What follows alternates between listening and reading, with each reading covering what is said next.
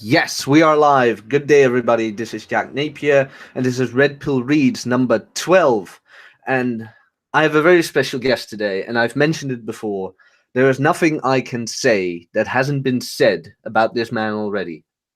Rollo Tomassi, the author of The Rational Meal. Hey, how's it going? Thanks Thank for you. having me. No problem at all. Thank you for doing this. Everybody, remember to like, comment, and subscribe. Today will be The Laws of Human Nature by Robert Greene. Now, Rollo, ever since I found the Red Pill, Robert's books were recommended. Since you were there in the beginning, I mean, you are known as the godfather of the Red Pill. Mhm. Do you know why his books are so recommended in the sphere? And do you even remember how they were introduced to the sphere? I think in the very beginning, where I heard about the 48 Laws of Power, I think it was probably me researching some of the stuff for like Mystery Method or some of the old pickup artists from the early 2000s. And I think that was I think it was part of a reading list that I came across. And I heard a lot of people suggesting it back then on some of these forums. Now, back in the early years, it's really weird for me to even say that these are the early years, but like back in 2001, 2002, when I wasn't getting into game, obviously, because I was married at that time, but I was fascinated by it because, from a psychological perspective and sort of trying to, figure out the nuts and the bolts of the whole thing. I was Most of the stuff that we really talked about or we wrote about back then was in the form of forum posts. Blogs weren't even really that big a deal. I mean, there was probably blogs back then, but it wasn't like you could get a WordPress blog and just start one up and go for it. But it was always this conversation, and I think probably one of these conversations on one of the forums, I picked up on it, and it was 48 Laws of Power, Art of Seduction.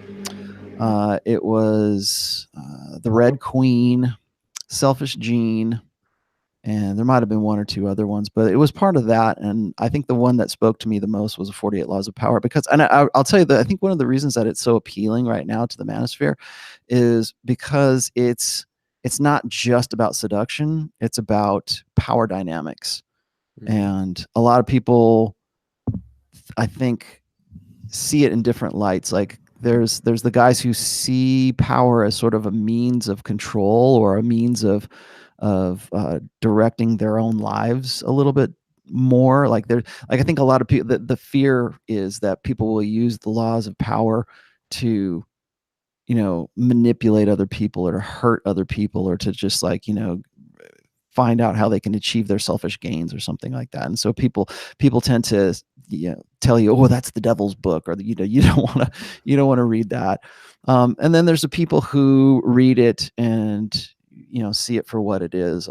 I've You probably listened to the same interviews I have of Robert Greene, where he says, it's the laws of power, and if just because you don't want to use them doesn't necessarily mean that somebody else won't use them on you. So there's always going to be a need to understand those laws, whether or not you choose to employ them or not. But I think that book is universally appealing to the manosphere because of, there's the seduction aspect of it as well, but then there's sort of like the power mindset, or the self-improvement kind of mindset. The Really, the mindset gurus really love this book because there's probably some law in it that reinforces something that they're talking about, especially when it comes to like the power of positivity, how to take control of your life. Well, you got to know these laws first. So Act like a king to be treated like one. Springs to exactly. mind. Exactly. Now, think laws like that. No, I've always wondered because Reddit is full of it. Mm-hmm. Like they have the 48 days of power super thread. Mm-hmm. I Yeah, still, so they can all, and that's the thing. And the thing about 48 Laws of Power, and I'll admit here that after reading that, I liked Robert Greene's writing style, his analytical writing style, to the point that I went, as an author myself, I wanted to sound like that. I wanted to have that kind of a voice, and I wanted to write that kind of book. And I think I kind of have with The Rational Male. I do But remember. Sorry. no, I was going to say, well, the 48 Laws of Power is a living text. And I always say that about The Rational Male as well. It's a living text. And for both of these books, they're not something that you just read once and then put it on the shelf. It's like you go back to them and you highlight things, or maybe you're dealing with somebody at work, or you're dealing with some sort of power dynamic, maybe even in your family or at work or in business or something like that. And you will go back to certain laws and reread those, and it will remind you of, what it is that you should do. And I do the same thing myself. I was like, my copy of the 48 Laws of Power is at least as well highlighted and liner noted as I see people do The Rational Male. And I'm glad I was able to write something like that. But that's where I kind of picked up on that, is that it's a living text, so you keep coming back to it. Yeah. I remember reading The Rational Male, and you have these. Robert uses always remember and understand, especially in the audiobook. It's being highlighted. And I remember reading The Rational Male, and you did that as well a couple of times. Yeah, I tried that. I really like Robert. If I have a favorite author, it's obviously Robert Greene, but as a nonfiction author, I think he's probably my favorite. And I like his flow, I guess, for lack of a better term. I like his flow, and I like how he's very to the point. A lot of people, when it comes to my own writing, a lot of people say that I'm a little too verbose, and I agree with that. People think that because I'm verbose, it means that I'm trying to like say, oh, I'm more smart than you are, and that's not it. I have a style that is, I try to be as thorough and as complete as possible, because remember, my writing style, although it was influenced by Robert Greene, is also influenced by my years at So Suave, and being in the trenches, so to speak, in these forums, because a lot of the stuff that I came up with, or the stuff that the dots that I've connected, were grown from the seeds that were planted in the So Suave forums. So they come from a conversation, and whenever I'm writing about some sort of intersexual dynamic, I am always thinking, what are my critics going to say if I make this assertion, right? And I know this is probably one of the worst habits you can get into as a writer, but I edit as I go. And I edit because I know what people are going to say, because I've had the conversation so many times. So if I say, all women are hypergamous, right? And then I move on to the next thing, people will go, whoa, wait a minute. No, not all women are like that. And did you think of X, Y, and Z? And of course I have, but if I'm not thorough about that, or if I don't explain why all women are hypergamous, or, why there is no soulmate or something, if I say things like that, I know what is going to come next in the reader's mind. So I try to account for that. And as I do that, it sort of makes me not only verbose, but I try to find words that are also thorough words. So sometimes so people like say, well, how you're just using your vocabulary because you think you want people to think you're smart. And it's like, well, yeah, but also because the English language is a very rich language. Just people don't understand that. They don't understand that, because all you got to really know to speak English is yes, no, fuck you, stop looking at my tits, and where's the bathroom, that kind of stuff. Easy to understand things. And that's what kind of appealed to me about Robert Greene, is he's very thorough. I think he does the same thing. I don't know. I've never talked to him. I would love to ask him that question, does he edit as he goes, because he knows what people are going to say if he makes a particular assertion. And again, if you've read 48 Laws of Power, and obviously the Laws of Human Nature, he has all these little side stories that are examples of what he's talking about. And then that's his degree of thoroughness for making the assertions that he does. Now I can't do that because I'm talking about intersexual dynamics. I'm doing one thing. And I think people Mhm. would just like lose their minds if I were to, put these little liner notes about, how Cleopatra like seduced Mark Antony or some shit like that, So, so I try to be as thorough as I can. And then you also, and he and I both do two things. We make kind of bold assertions, and then we spend the rest of the paragraph backing up what those assertions are. And when I'm being verbose, or if I am talking in a vernacular, see, I used a term there, vernacular, that people find, cryptic, or they can't, figure it out. I mean, God forbid you actually have to go and look up what a word means, right? I mean, there's, I don't write down to my audience.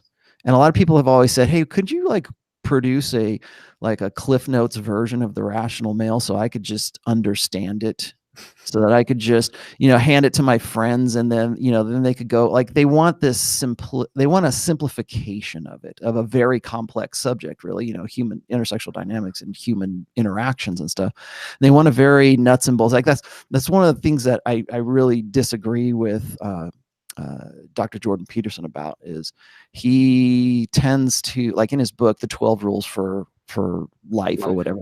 Remember, that was his 12 rules are from like a list that he originally said was something like 72 rules Something like for that, life. Yeah. And so he's going to, I think his plans are to do a follow-up of like, 12 more rules for life, and I don't like to do that, because first of all, I don't like to give prescriptions, but I think that we live in an age right now where we want these easy answers, or we go, okay, these are the 12 rules, and I'll live a whole lot better if I just follow these 12 rules, and it's like, it's not as easy as that. It's not as simple as just follow these rules and everything will be okay for you.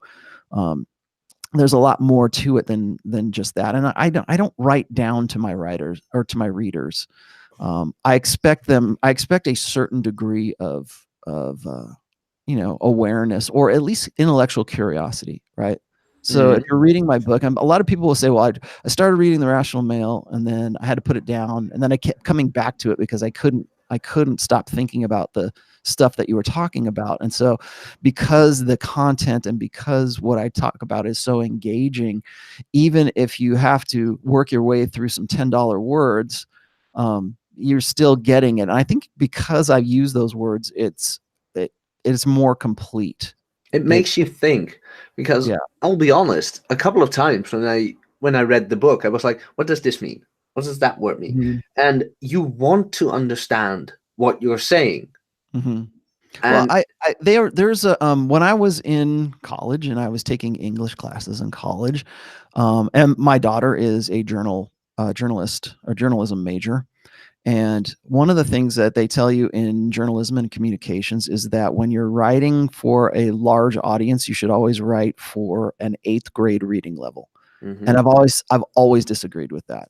I understand why you would do something like that if you're getting into advertising, or if you want these like info bites, or if you want clickbait, you want click through rather than anything else. Yeah, I understand. You have to simplify things down to the lowest common denominator, but that's not what this is about. And that's not what the 48 Laws of Power is about either. nope. And he's very concise, Robert Greene's very concise, and that's why I try to ape his style in my writing as well. However, now I'm going to throw all this out the window. I've been reading this one book called How to Write Without Bullshit. And it is, I forget the guy's name now. I think it's Jeff Burnoff or something, or Josh Burnoff, I think is the author. Don't quote me on that. It could be somebody else, but it's How to Write Without Bullshit. Writing Without Bullshit is what it's called. And generally it is intended for people who do business writing. So if you're writing emails, or if you're writing, like, say, an apology, like if you're a PR agent, or you're the PR person for a particular company, it teaches you how to write without rambling on, and just, get to the point, because people don't have time to listen to what you think is, prose or whatever, in an email or in a tweet. Or one thing about Twitter, like, I can remember when English majors were saying, well, remember when Twitter was only like 120 characters, and people were saying, or 140 characters, And people were saying, well, yeah, man, that keeps you concise and it makes you get to the point. And it's like, well, yeah, okay, but Twitter is no place to have a discussion, well, a debate really about anything. People will get really pissed off at me when I'm on Twitter and I'll make an assertion, or I'll retweet something, or I'll offer a counter argument to somebody online, and then they get pissed off when I go and I link one of my 2,000 word essays about exactly what they're talking about, and they think, oh, you're just trying to drive traffic to your website. Like, my website's been up for like 10 years, and if you know who I am, and I hate to say, do you know who I am? But if you know who I am in the first place, it's like, do you honestly think that I need your traffic to go to my website at this point? But All they're trying to do is, I'm trying to be thorough. Again, I'm trying to say, you know what, I've written about this and I've gone into a lot of detail, and I've done devoted a lot of consideration to what you're saying here. Read this, tell me if you disagree with it. And of course, it's something that usually it's something that is contradictory to a very deep held ego investment for them, and they don't want to read it. Nobody's got time for that. It's like the too long didn't read generation, and I think that's where we're at, the TLDR generation, and we want instant knowledge. We just want to jack ourselves into the matrix and just upload the information to our brains. And instant gratification, even with knowledge. Yeah. The worst part is that they do get to you on Twitter. Like, they call you out on something, and you're respectful enough to say to them, well, okay, if you are doubting what I'm saying, here's my 2,000 word essay. And then they go TLDR, and I can imagine it pisses you off. Well, and then the other thing that I see going on right now is that a lot of guys are starting to create threads on Twitter. Yeah. And I mean, Twitter doubled the character count for a tweet, and yet people are still writing essays on Twitter. And that's not what Twitter's for. And then they have like you probably know about this. They have like an account that will unroll the thread, so it puts it into one like sort of blog post for you if you want to, like, I think it's called unroll thread or something like that. And so it takes all of the thread that you created and it turns it into like a long form message that you can go to a site and you can read the thing in its entirety without all of the retweets and all of the responses or anything like that. It's like, why do that? Why not have a blog and simply link to it? If that's what you're going to do. Yeah, but people don't want to do that. They especially on Twitter. Twitter is like fast food for the brain, right? It's like, throw it in my mouth as I drive through the drive-through, and I'll be on my way. I don't know. I maybe it's just because I'm an author now that kind of stuff bugs me.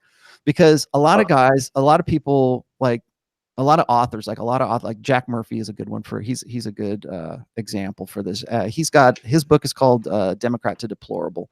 And so he talks about, I would consider him part of the Red Pill community as well, but he's a thinker. He's definitely a thinker. He's got a great sort of, I'll just say this. He has an insightful podcast that he does. It's all audio. There's no back and forth. There's not live streamed or anything like that. And he's a thinker. I'll give him that. And but then he'll get in, and he does the same thing, and he has the same bad habits that I have, which is like, let's do a thread, and you have to like tell people thread, unroll. Yeah, unroll. And first of all, that's not what Twitter's for. And then I've had sort of an epiphany about Twitter in the last 6 months. And I'm kind of wrapped up in Twitter in that I like it as a medium to reach people for engagement and to open people's minds, but you can't do it on Twitter. You have to go there and sort of like promote whatever your book is, or promote whatever let's be honest, that's what Twitter's for. It's for social engagement, right? It's a click. And I just like, when I see, I know what I'm getting into when I get onto Twitter now, and I still do this, and you're right. I get wrapped up in just the dum-dums on Twitter who they're only their only purpose for being on there is just to throw middle school taunts at you and then block you. Oh, we'll Right. get there. We'll get Yeah. there. Speaking Yeah. about pissing you off, Mhm. I did notice something. I mean, even though Robert Greene is really somebody who's recommended in the manosphere, in Law 3, see through people's masks.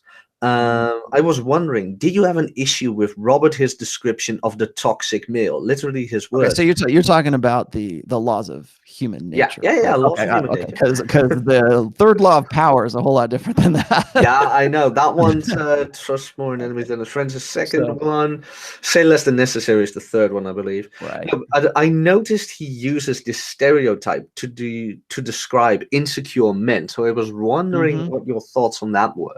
Okay, now I've written about this extensively, as you might guess, but because and this is where I kind of part ways with Robert Greene. I see him making a lot of blue pill mistakes in that he repeats a lot of the same blue pill conditioning that I would expect from like what I call the village, right? It's this, the mainstream media, the mainstream thought. The village is, I use the village as sort of a catch-all phrase for the zeitgeist, right? Like the popular thinking of the time, which is completely feminized, completely. If you've read my stuff, you understand what I mean when I talk about Yeah, and being that's what blue I pill. noticed in his work, that he has a Mhm. lot of that in it. Yeah, I mean, because, and I think a lot of writers, and I think it's kind of a shame because remember that 48 Laws of Power was published in 1998, and here we are, 20 years, at least 20, well, 21 years later now, and well, he I guess he published in 2018, so 20 years later, he is using the popular terms or the popular idioms and the popular I think misconceptions of the village right now. What popular culture would have us believe. And one of those is the idea that masculinity is a mask. There is I've written a book called, or not written, but I read a chapter in one of my books called it was called Vulnerability. And if anybody wants to see it, it's on my blog as well. And in vulnerability, I go into detail about how vulnerability is not strength. And a lot of people disagree with me on that. Even well-meaning red pill guys disagree with me on that. They think, oh, well, red vulnerability can be great, and it's like, yeah, well, maybe as a game tactic it can be great, but a vulnerability is, and I learned this word from my good friend Jack Donovan. Vulnerability as strength is what's called transvaluation. And what that means is that there is this push to turn a well-defined meaning of a word into something that is its opposite. If you go and you look at the definition in the English definition of vulnerability, it is weakness, and that's exactly what it is. And so people will disagree with me about that, but in that post, I also go into an illustration about how I think there was this documentary at the time I was writing it, and it was called, I think it was on NPR or something like that, National Public Radio, and they are very pro-feminist, pro-feminine agenda. And the documentary is called "The Masks We Wear," the masks men wear. And the entire documentary was about, how kids have to be, macho and build themselves up and puff themselves up, and how that's all a facade, and how that any pretense of masculinity is always fake. It's never a real thing. So Mhm. like if you are a masculine dude, or if you understand your masculinity, or you're what I call like an alpha Buddha, right? You're an alpha, you're a natural alpha, that you act alpha because that's just who you are. That's how you came out of the womb, right? And nobody, I mean, maybe, I'm not going to say that we don't learn things socially when it comes to gender. We do, but there is a lot more to gender that is innate and is part of our mental firmware.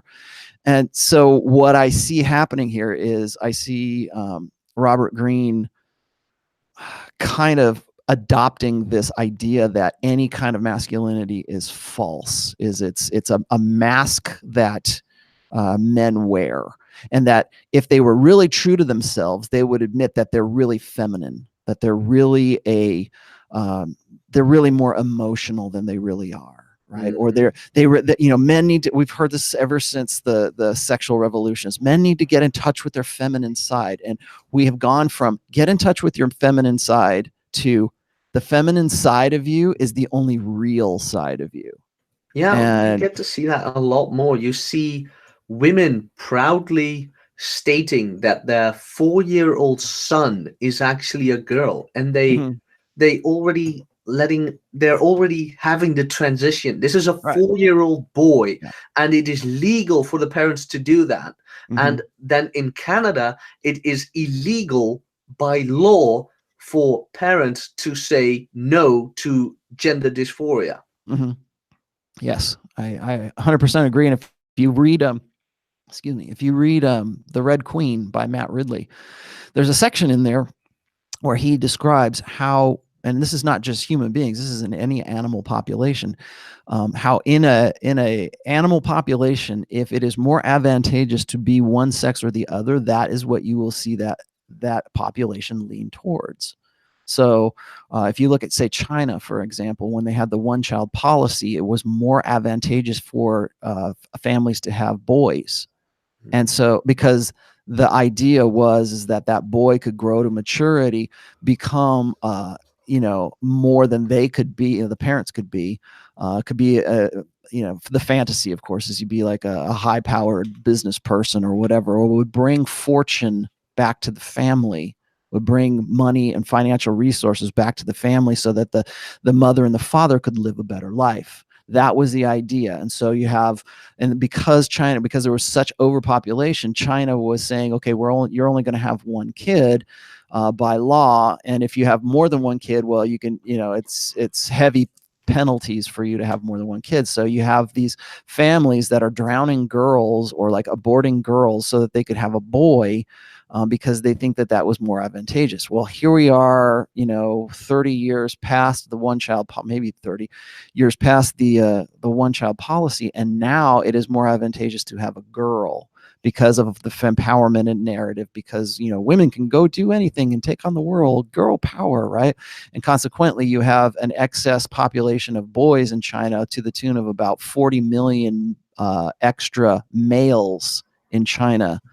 And that causes its own problems, of course. But what that is it's an example of how a population shifts from one sex or one gender being more advantageous than being another. And I think we're starting to see that in Western cultures right now. Actually, we've been seeing it for quite some time. And one result of that is the adoption of normalizing gender dysphoria, and I don't even necessarily agree with the term gender dysphoria. Honestly, I think it is just another way to encourage the transitioning of male to female, whether that's by thought or that's by physical gender. The idea that I was just reading Charlize Theron says she's raising her boy as if he was a girl, and this is an Yeah. adopted kid too, right? And she is quoted as saying, "I don't have the right to tell him or tell her or whatever what to do." I'm like, you are the parent. You get to tell your kids what to do. You get to raise your children in the way that you see fit, not the way that society and the village see fit, but as you see fit. And we've been doing this since we crawled out of the ocean. Okay. We've been teaching our kids how to be whatever it is that they're going to be, and we want to instill certain beliefs. So if I can't tell my kid, no, you're not a girl, you're actually a boy, what else can I not tell my kid? Can I not instill different beliefs? Can I not instill like religion?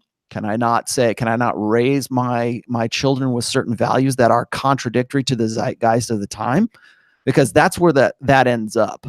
But Oh yeah. But getting back to the point is that the reason we do that, the reason that is even a normal thing, or the reason like in Canada, I don't know if it was signed into law, but I know that there's a thing that there was some legislation on the books that said that we, as parents, you cannot discourage a kid if he wants to transition from one gender to another, because if you do, then that's child abuse, and child protective services can come and take your kid. Exactly. So literally, if you disagree with the notion of transgenderism, or that a child as young as 3 years old has the capacity for abstract thinking to actually decide for itself whether it wants to live the rest of its life as a boy or a girl, that is, if you go against that, then that is something that is discouraged, or that is something that you can have your children removed from your home for. And so I think a lot of people get wrapped up in the indignation of that, or the outrage of that, and they're right to do that. I think so, but you need to look at the deeper message underneath that. And the deeper message is that what we're saying and what we're telling society in general is that it is more advantageous, it is more correct, quote unquote correct, to be a girl than it is to be a boy. And if you don't like, well, everybody knows, if you've read my third book on positive masculinity, I go into a lot about parenting, how to be a red pill parent. It's still like within the top 20 books on parenting and fatherhood on Amazon right now, I'm proud to say. And I go into a lot of detail there about like how I can imagine, like in the future, if things keep going the way that they're going, that book will be very controversial, because I tell people that, you know what, it's well within your rights to decide for your children what you want them to do and where you want them to go. But the village is, they say it takes a village to raise a child. Well, that village wants to tell you what your values should be. And they want to tell you what you should, the correct way to teach a child. I've always said this, is that we teach our boys as if they are defective girls. And this is the reason I say that, is because the thinking of this time is that it is more advantageous to be a boy than it is to be a girl. Now, the other part, just to get back to your point here with Robert Greene, is there is a push right now well, it's been going on for a while. I shouldn't say just right now, but certainly within the last 30 or so years, maybe even 40 years, to destroy anything that is masculine, to destroy our idea of what conventional masculinity really is.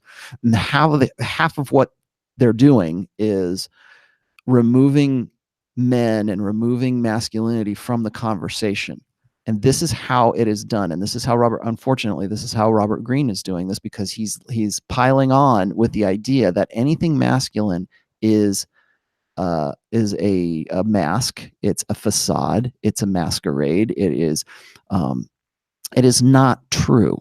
Mm-hmm. The true nature of that guy, if he were to actually take off his mask, would be the correct one. And the correct one is the feminine. He would be more feminized, and he would agree more with, he would be more emotionally available. He would emote and think of emotions more as a woman does.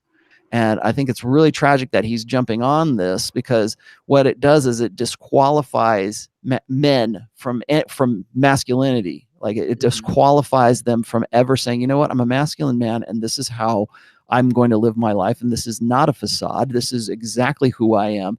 And I think that men are born into that. I mean, honestly, I think that men are born alpha, and it takes a village to a lifetime of the village's conditioning and blue pill conditioning to turn them into a more compliant, more malleable male.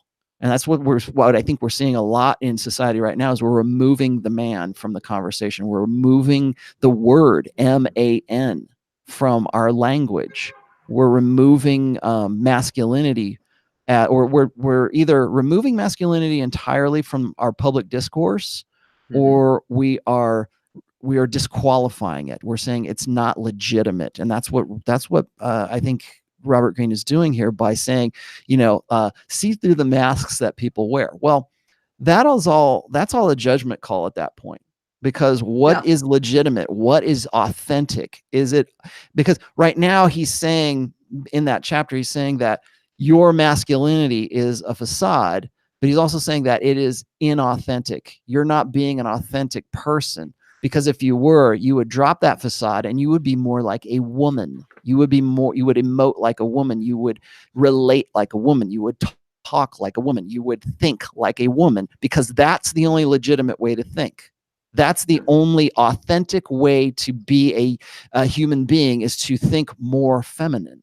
And this is just one example I of have more. dozens and dozens of other, and not just with, I don't want to just pick on Robert Greene, but just dozens and dozens of examples in our, popular consciousness right now, where we disqualify and remove the man. I've got at least 2 different posts titled "Remove the Man," and they're examples of exactly this kind of removal, or it's removal, it's ridicule, it's shaming, it's this outrage that a man might ever claim to be masculine, or ever claim that that is a legitimate, authentic part of his personality. Yeah, and it's a shame actually, because you have so many men who have so many potential, but it's all being pushed down to fit the narrative. And well, then I want to go. we teach our men, our young men, we teach our boys and our young men to what I call gender loathe. They hate themselves. They hate being men. And that's what I just say about the Red Queen, right?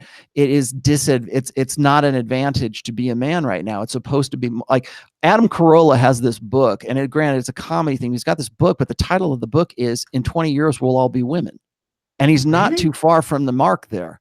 I mean, that is, if we're not actually physically women, if we're not blocking hormones for transgender boys, it will be the thinking. It will be, we need to think more like a woman. We need to be more like women. And the problem I have with that, and I should have added this, is the problem I have with that is it desperately relies on the blank slate. It relies on the idea that men and women are mentally exactly the same. And we've seen, this is another reason why the feminist village, or the feminine primary gynocentric village, wants to put a stranglehold on evolutionary psychology, or they want to put a stranglehold on anybody doing research that might in any way prove a definitive difference between men and women.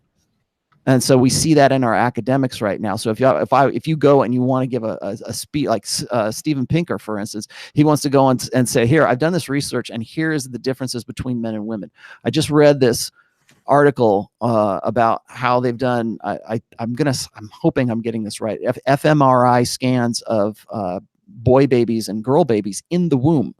And the genetic brain differences start before the baby is even out of the womb. And the architect, if you look at brain architecture, if you look how synapses in men and women are wired, we are different. And so to say that one of those is more correct than the other, to say that, well, men, the way you were born is defective. The way that your brain is wired is defective. The way that testosterone works in your body is inauthentic, and the effect that has on you makes you want to be somebody that you're really not. But if you want to be real, you can be female. And what that says to me is that effort, or that energy to push us from women say, well, it's the patriarchy, right? Well, to move from that patriarchy to a matriarchy implies supremacism. It implies that women, that to be female is to be superior to being a male. And so you see men believe that, because we obfuscate, and there's your $10 word, obfuscate and blur. We make, I don't know if there's a verb for this, we make masculinity blurred. We make it confusing. We make it subjective. I guess subjectivize it to be, well, whatever, masculinity is whatever you want it to be, man. And what that ends up being is, now we're going to redefine masculinity as whatever the feminine imperative will allow us to say is authentic masculinity. And again, I'm sorry, unfortunately, Robert Greene is piling on and is believing this. He believes the narrative that masculinity is never anything but inauthentic. And that indeed is a shame, because most of his books really hit the nail on his head. And in Law 4, let me check. I can't even read my own handwriting sometimes. Oh, yeah. Law 4, determine the strengths of people's characters. Now, Robert states that we are formed by our circumstances. This always sounded deterministic to me, that our past sets the future in stone, even though he states often that you control it yourself.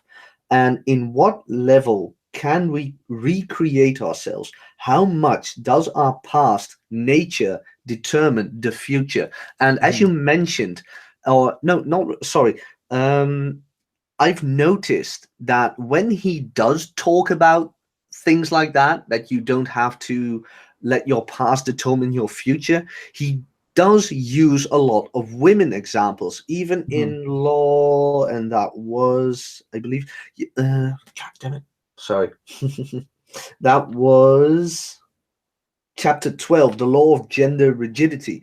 He Mhm. really uses a lot of female examples, as in, yes, they were born female, but look at them doing all these manly things. Mhm. So the real question is, how much do you think determinism has a role in your future Hmm. circumstances? Okay, there's two things good. You're really kind of asking me two questions here. So I'm gonna go with the first one, which is how do I see the determinism, the deterministic aspect of it. The other part of it that I want to also remind me when we get to this later.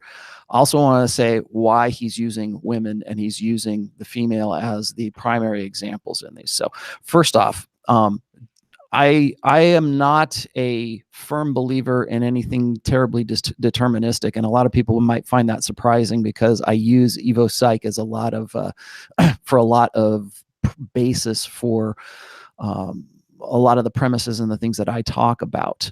But you don't even need Evo Psych for this. I mean, you can use Evo Bio. You can use like hard sciences to really to suss this out.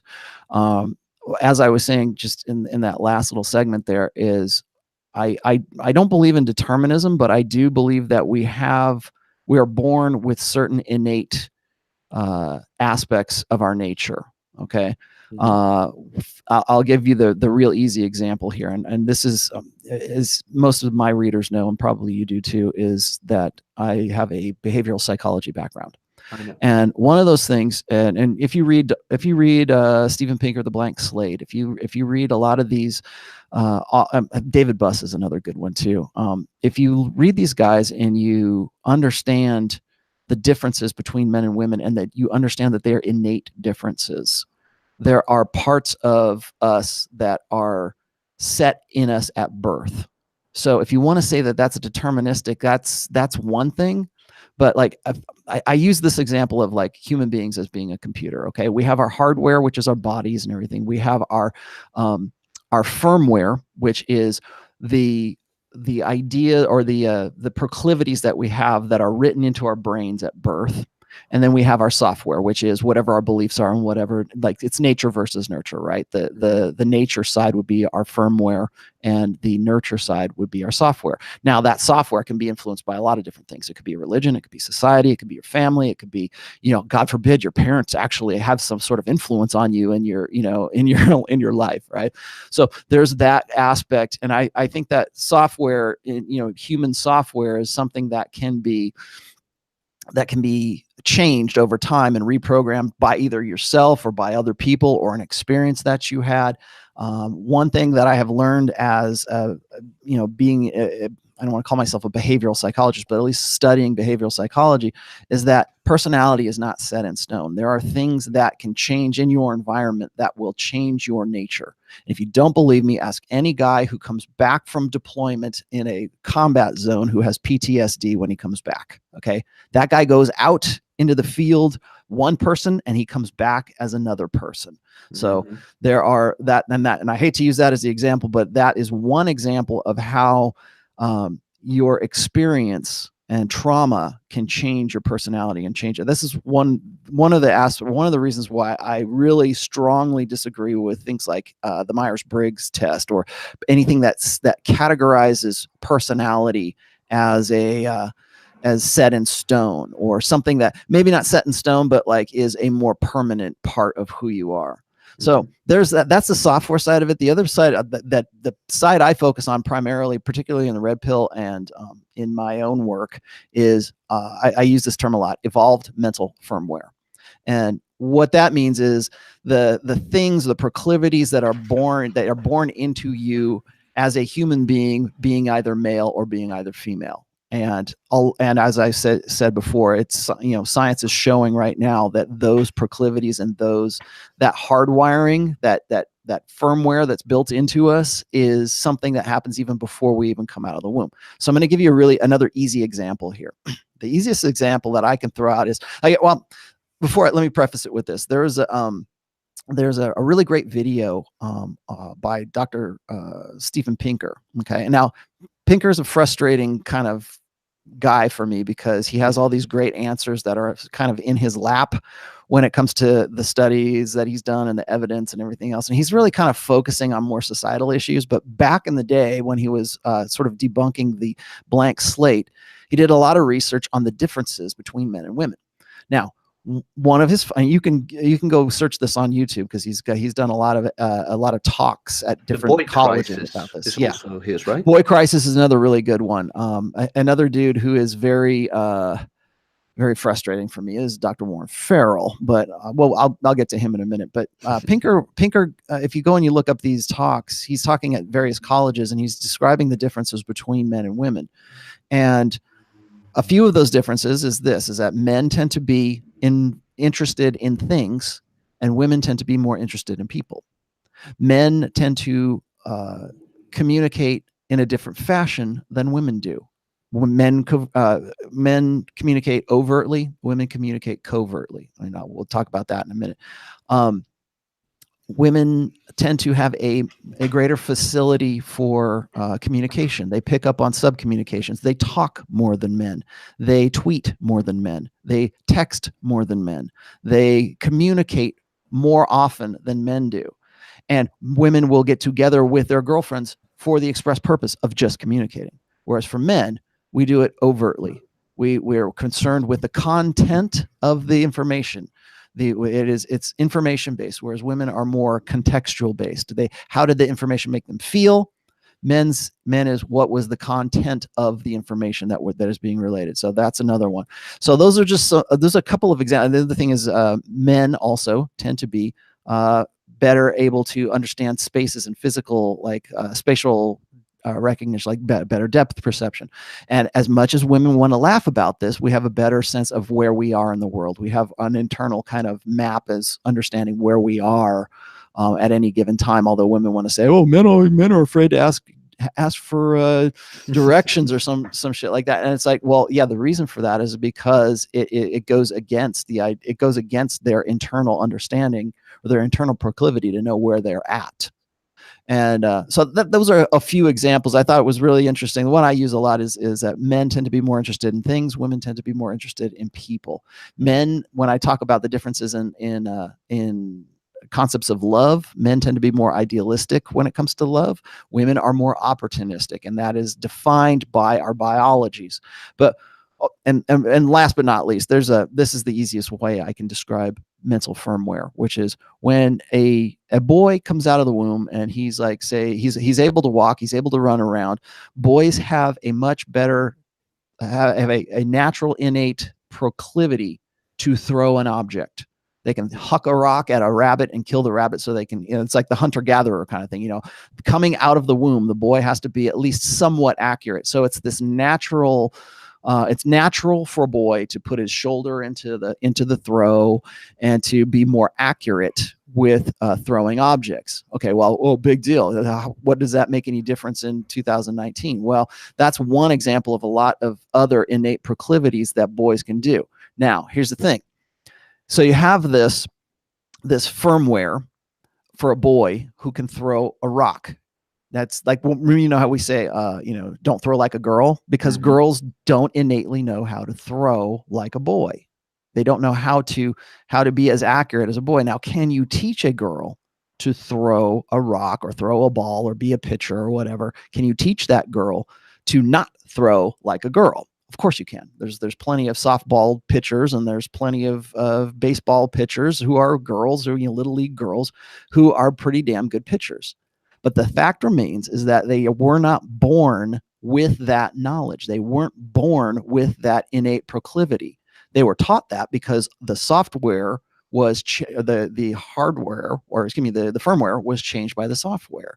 So the software can step in and say, okay, we're going to teach a girl how to throw a rock and to be accurate, and we can do that, but we have to teach that girl. Now, if we do the same thing with a boy and we say, oh boy, he's a natural, let's teach him how to pitch, it's going to be easier for that kid to learn to be a pitcher.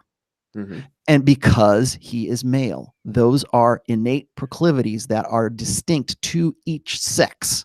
So there's that aspect, getting back to what Robert Greene was saying, there's that aspect of determinism, but it's not that you can't go and teach you can teach a boy to be a girl, right? That's what we were just talking about, how it's more advantageous right now, or at least this is the zeitgeist of the time. It's more advantageous now to teach a boy that being a boy and being male is bad. That's software. It's where we're reprogramming the firmware in that boy to believe that he is in some way defective because he's not a girl. But don't worry, we can teach you to be a passable girl. And so, but that's why then we go and we say, okay, well, to be masculine is inauthentic, and maybe we'll give you hormone therapy or whatever. Then we take direct control over those innate proclivities. And that's another thing, is that when we talk about masculinity, when we talk about like testosterone, and we talk about there's toxic masculinity and there's this kind of masculinity, it's like, no, there is no such thing as toxic masculinity. There is only masculinity and the aspects of it that agree with the feminine primary social order and the ones that disagree with it. And I think that that's where Robert Greene is going with this, is, looking for, what I find kind of interesting about his take on this is that he has things in the 48 Laws of Power that directly contradict what he's saying in the Laws of Human Nature. Yes, that's exactly what I found as well. And that's where this is, and I think that that's where this is going, because when he says something like, don't accept the roles that society places on you, I think that in the time it took him to go from writing and publishing the 48 Laws of Power to writing the Laws of Human Nature, there's been some kind of ideological shift in Robert Greene. And I think a lot of that has to do with this idea that the future is female. And that was the second thing that I wanted to talk to you about, is that the reason he's focusing on all of this is because that is what the village wants from men today. Mm-hmm. The accepted correct way to think is to think that men are toxic, and anything that is promoting a natural, evolved firmware aspect of masculinity is in some way wrong, and it is part of the problem, and it is toxic. And if you don't combat it, you are part of the problem, right? You're fomenting the patriarchy.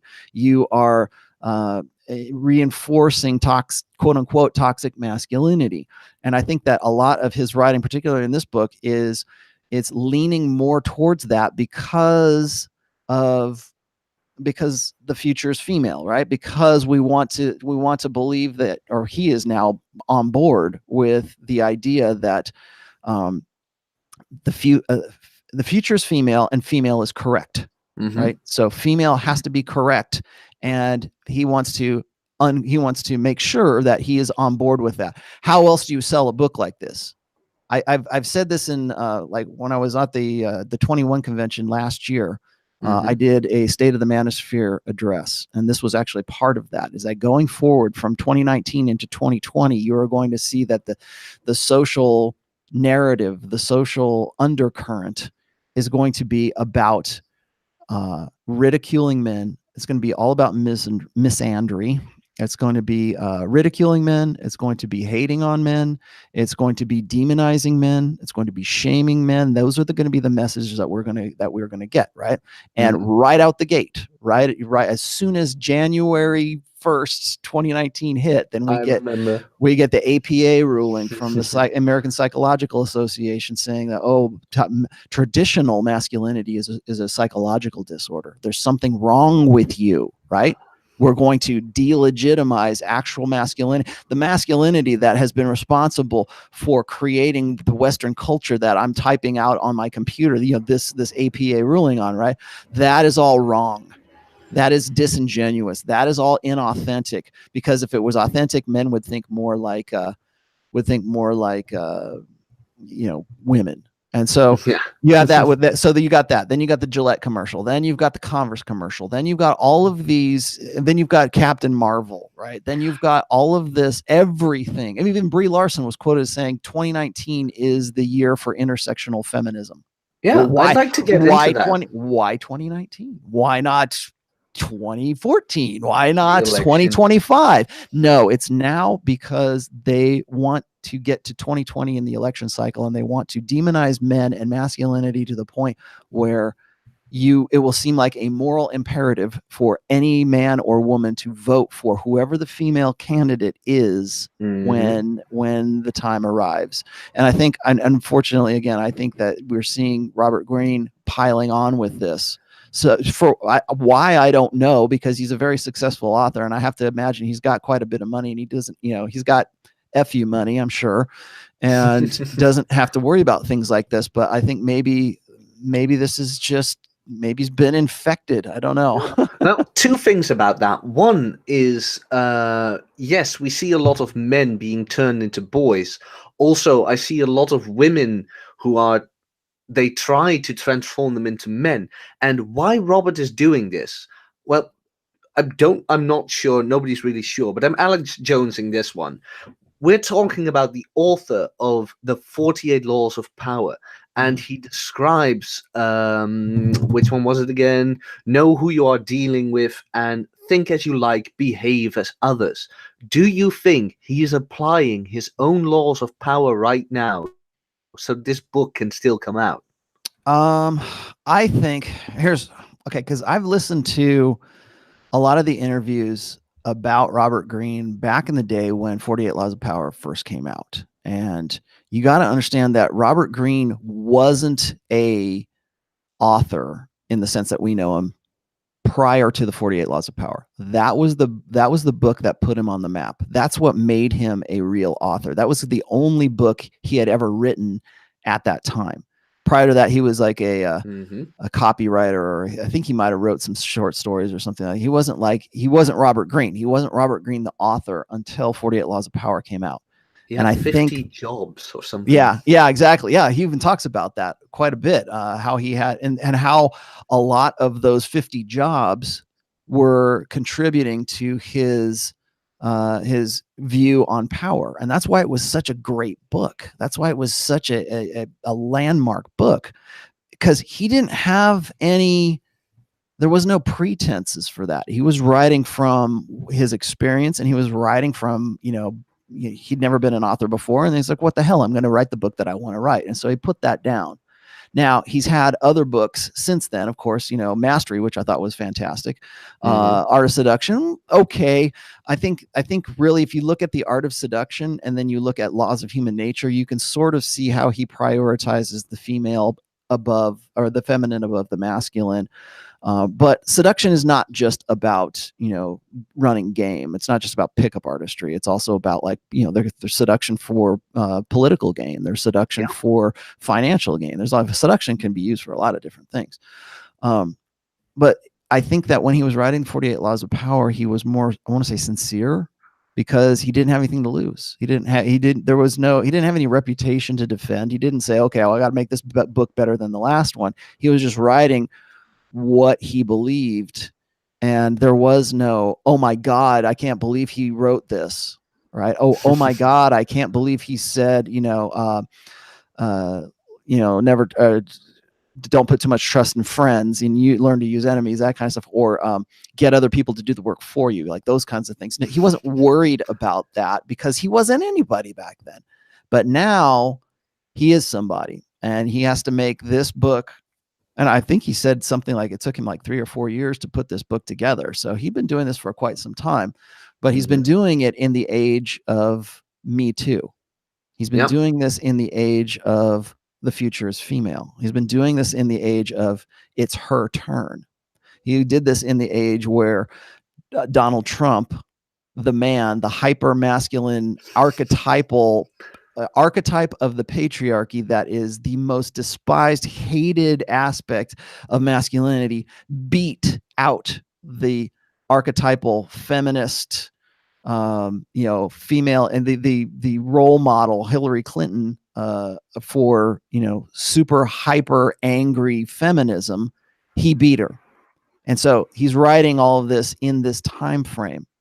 So I think that a lot of the stuff that you see in this book, when it seems like he is leaning more towards downplaying the masculine and upplaying the feminine, I think it's because he's reacting to the times I right do now. know he's a registered Democrat, though. Yeah, there is that, I'm sure. But I've Yeah, always wondered, I really have always wondered about that. Like, is he saying it to get somewhere? Because, again, this is the writer of the 48 Laws of Power. He can apply his own laws. I think he's a So different I was person now. I always, think he's a different author now. Like I said, he didn't have anything to lose when he wrote the 48 Laws of Power. So if people wanted to run him up the flagpole, it's like, I don't care, run me up the flagpole, because it's a good book and I'm making a lot of money on it. Now I think he is the character, the personality that is Robert Greene, and people have some sort of expectation of him. But like you said, I think that his ideological bent is starting to show in these things, which is strange to me, because Mastery wasn't like that. no, Mastery absolutely was not. very, very much the opposite of that. But again, you're looking at him writing these books in the age of Trump, in the age of Me Too, in the age of hyper, fempowerment. Yeah. And that's I think is where his head is at. Yeah, which is a shame, actually. But Yes. to get a bit away from all the intersectional dynamics, more on a personal level, he writes about the law of envy and the law of aggression.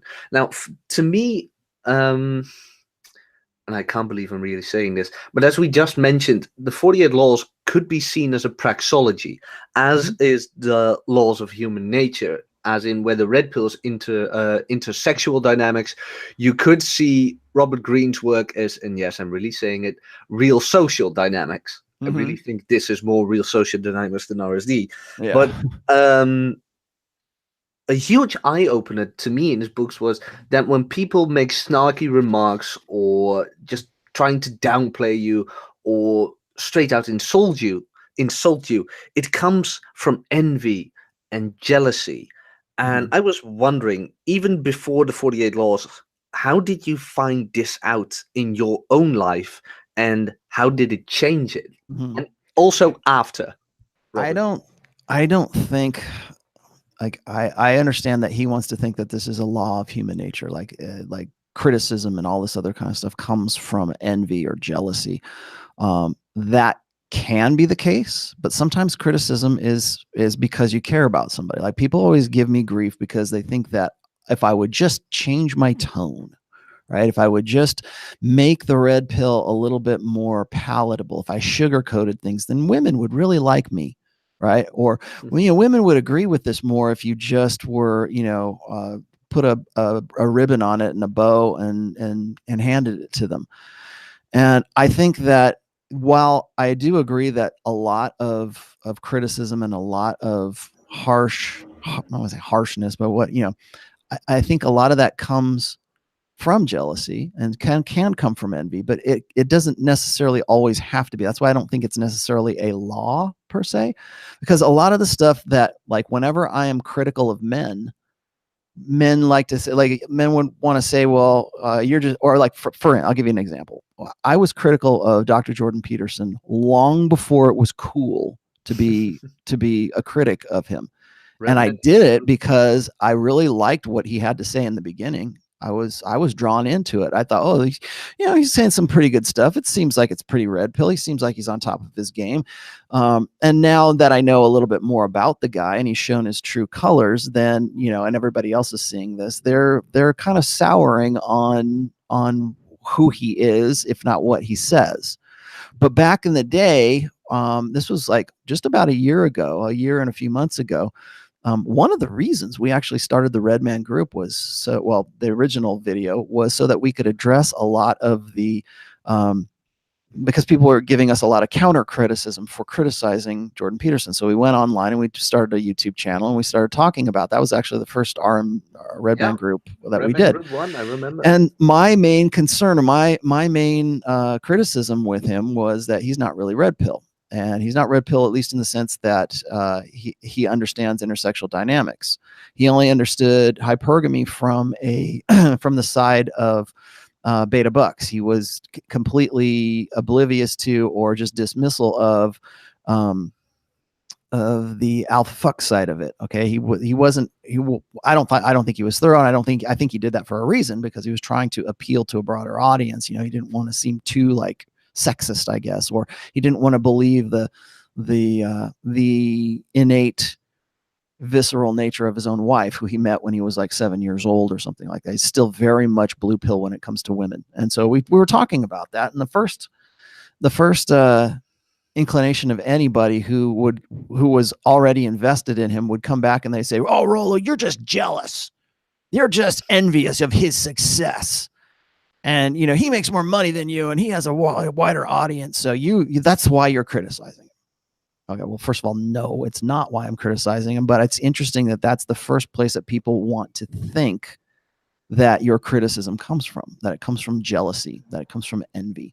They did the same thing with Vox Day. Vox Day has a book out called Jordanetics, which is an expose, kind of a criticism of Jordan Peterson and everything that he believes or he has seen. And what's ironic about it is, I would say 90% of that book is actually Jordan Peterson's own words that Vox is just, you know, reiterating and saying, you know, think about this.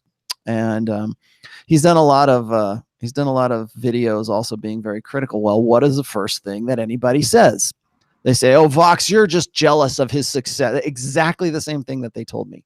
Mm-hmm. You're just jealous of it. You're envious. He's got more people that, you know, he's an actual academic. And who are you? Just some Yahoo on YouTube, you know, that kind of stuff. But it's interesting to me that that's the first place that we go. So why do we think that? Why can't criticism be genuine because you actually thought of it? It's, so I understand that in some cases that can be the case. Mm-hmm. Especially if you have a more juvenile mind, if you have a mind that is still on the middle school playground, that seems obvious. Jealousy seems obvious. Envy seems obvious. Here's the other one that I hate. You're projecting. It's like people have no clue where the psychological principle of projecting came from. It's like it's a Freudian principle, really. But the same people who would say you're projecting, they would say, that Freud is full of shit. But they'll still use that part, right? So I disagree with them in the sense that is always where it starts. So is it a human law, a law of human nature? I don't believe so. So is it a fundamental jealousy that you have when you like for me, I have to be critical of guys. I have to make sure, like I wrote, and maybe this goes back to your first question too. I wrote when I first started writing for forums and stuff, like I said, and I was a moderator for So Suave. I didn't care what the other people on the other side of the screen, you know, thought about. I wasn't writing for them. I was actually writing to sort of get these ideas out for myself, but I was writing what I thought those people needed to hear. And I don't know if you realize why I got into writing, but it was because my red pill moment was my brother-in-law committing suicide. And it was at that point that I'm like, people need to understand this shit, or at least I need to get it out, and hopefully people will understand this. And so I didn't really care where. It wasn't because I was jealous of somebody. It was I was critical because I thought that people needed to hear. I don't write what people want to hear. I write what people need to hear. And that's why 48 Laws of Power is successful and is such a great book. And that is why the Rational Male is such a good book, because I don't write for an audience. I write to that audience. I tell them what I think, what I'm seeing. And if they want to join the discussion and talk about it and think I'm wrong, if I'm full of shit, I hope people would tell me you're full of shit and here's why. Okay, great. Maybe we can move on with this. Maybe we can develop this a little bit more. Maybe it wasn't thorough enough, right? Maybe this wasn't a complete idea. Mm-hmm. So we have that discussion and it's a marketplace of ideas. Yeah, but in that sense, I do think it's a law of human nature, but not necessarily envy or jealousy, but more a defense mechanism. As in cognitive dissolution, is that the one? Well, yeah, cognitive dissonance, I think that is what you're trying to say. Yeah. Is that there is holding two conflicting ideas at the same time. They don't want And to hear you. They don't want their bubble bursts, so they mhm. just Well, try to push you away. that's what I call an ego investment. And God, I heard yeah, never mind. I heard a guy try to explain what an ego investment was recently on Joe Rogan, and I just completely butchered it. What an ego investment is that our egos become attached or become a part of our beliefs system, part of what we believe, whether it's a religion or politics or values or family or whatever. A lot of those beliefs become part of who we are, become part of our personality. Hmm. So when I and I've written posts about this as well, but when I use the term ego investment, what I mean is that there's that belief, whatever it is, becomes an actual part of that person's personality, his ego, right, her ego. Um, and what happens then is when somebody attacks that idea, people see that as an attack on themselves because that idea or that ideology is a part of themselves. So they are said to be ego invested into the idea itself. And I would love to ask Dr. Robert Greene if how he squares that up with the law of envy and jealousy, right? Because there's still that element of it, us wanting to be defensive about something. It's not necessarily out of jealousy. It's a personality. It's an ego defense mechanism. So yeah, in that essence, I kind of agree with you. It also can be projection, like when people want to project that ego invested belief onto other people. That in that case, I could certainly agree with it being a projection. I just don't think that I don't think it's necessarily a law. Certainly a human tendency. Yeah, more like that. Yeah. I mean, you've worked out as well. How did you describe it again? Leg press small cars, I believe, Mm-hmm. in the first rational meal. Oh yeah. How heavy is a small car? Yeah. Yeah. um. Well, the reason I use that is because people were. I'll tell you the funny story behind that story is people were. I was getting into a lot of discussions with people who would say, the red pill is immoral, or to use your power for in one particular way is immoral. You shouldn't be able to use your power in the way that you're using it. Or people want to deny this aspect of themselves. They want to say that they are they've evolved beyond their animal natures, right? I'm no longer I'm not about my base natures. I'm not about being. They use this as sort of like this virtue signaling idea that they are somehow above, like, hypergamy. They're somehow above men's toxic masculinity. There's we've evolved above all of that. And I always tell them, I say, look, first of all, the red pill is amoral. It should be areligious. It should be apolitical. But also, there's an aspect of our natures that when it comes to our feral selves, you better damn well be glad that is actually a part of you, and that you can't actually deny that entirely, or that you can't actually evolve above it. Because when you're in a survival situation, when your snowmobile catches on fire and you don't know whether to run or you should throw snow on it, you're reverting to that base nature, and you're reverting to survival. And that's why I was saying, like, when I'm in the squat rack, I'm damn glad I have an animal nature. Or when I'm in the leg press machine and I've got the weight of a small car on the leg press, I'm damn glad that I can tap into that, that savage animal reserve that is a part of every single one of us. It's just that people want to think that that's necessarily or innately evil. Yeah, They think and they that's want to. Go ahead. and that's where I got the idea from. As well, you have a history of working out. Me as well. Mhm. You get a lot of projection, or that defense mechanism that kicks in. As you stated once yourself as well, you care too much about your body. You care too much about the weights. You care too much about blah, blah, blah, blah, blah, blah. And the only thing I'm hearing when they say that is, you look better than me. Please stop. I'm feeling insecure. Yeah. Yep. Women do that. Women are great at that. That's just intrasexual combat in that case. Intrasexual combat, like women will do this all the time. In fact, they're even more clever at it than guys are. Is they'll see a woman, a fat chick in a bathing suit, and they'll reinforce, "Oh, you look great, girl. You're beautiful. Don't change anything." Knowing damn well that that girl is fat and I look better than her. So I'm going to reinforce the idea for her that she's actually making progress, or she should just stay the way she is, so I can disqualify another intrasexual competitor. Is that where body positivity came from, you think? Yeah. Oh yeah, definitely. And men do the same thing too, because when men and women share this, and there's certain crossover in intrasexual combat. And intrasexual combat is really all about disqualification of the a rival or somebody who would do better in the sexual marketplace than you. So when you're at a party or something and you're with a group of girls, and another chick walks in and she's like really hot, and she's dressed in red or something, right?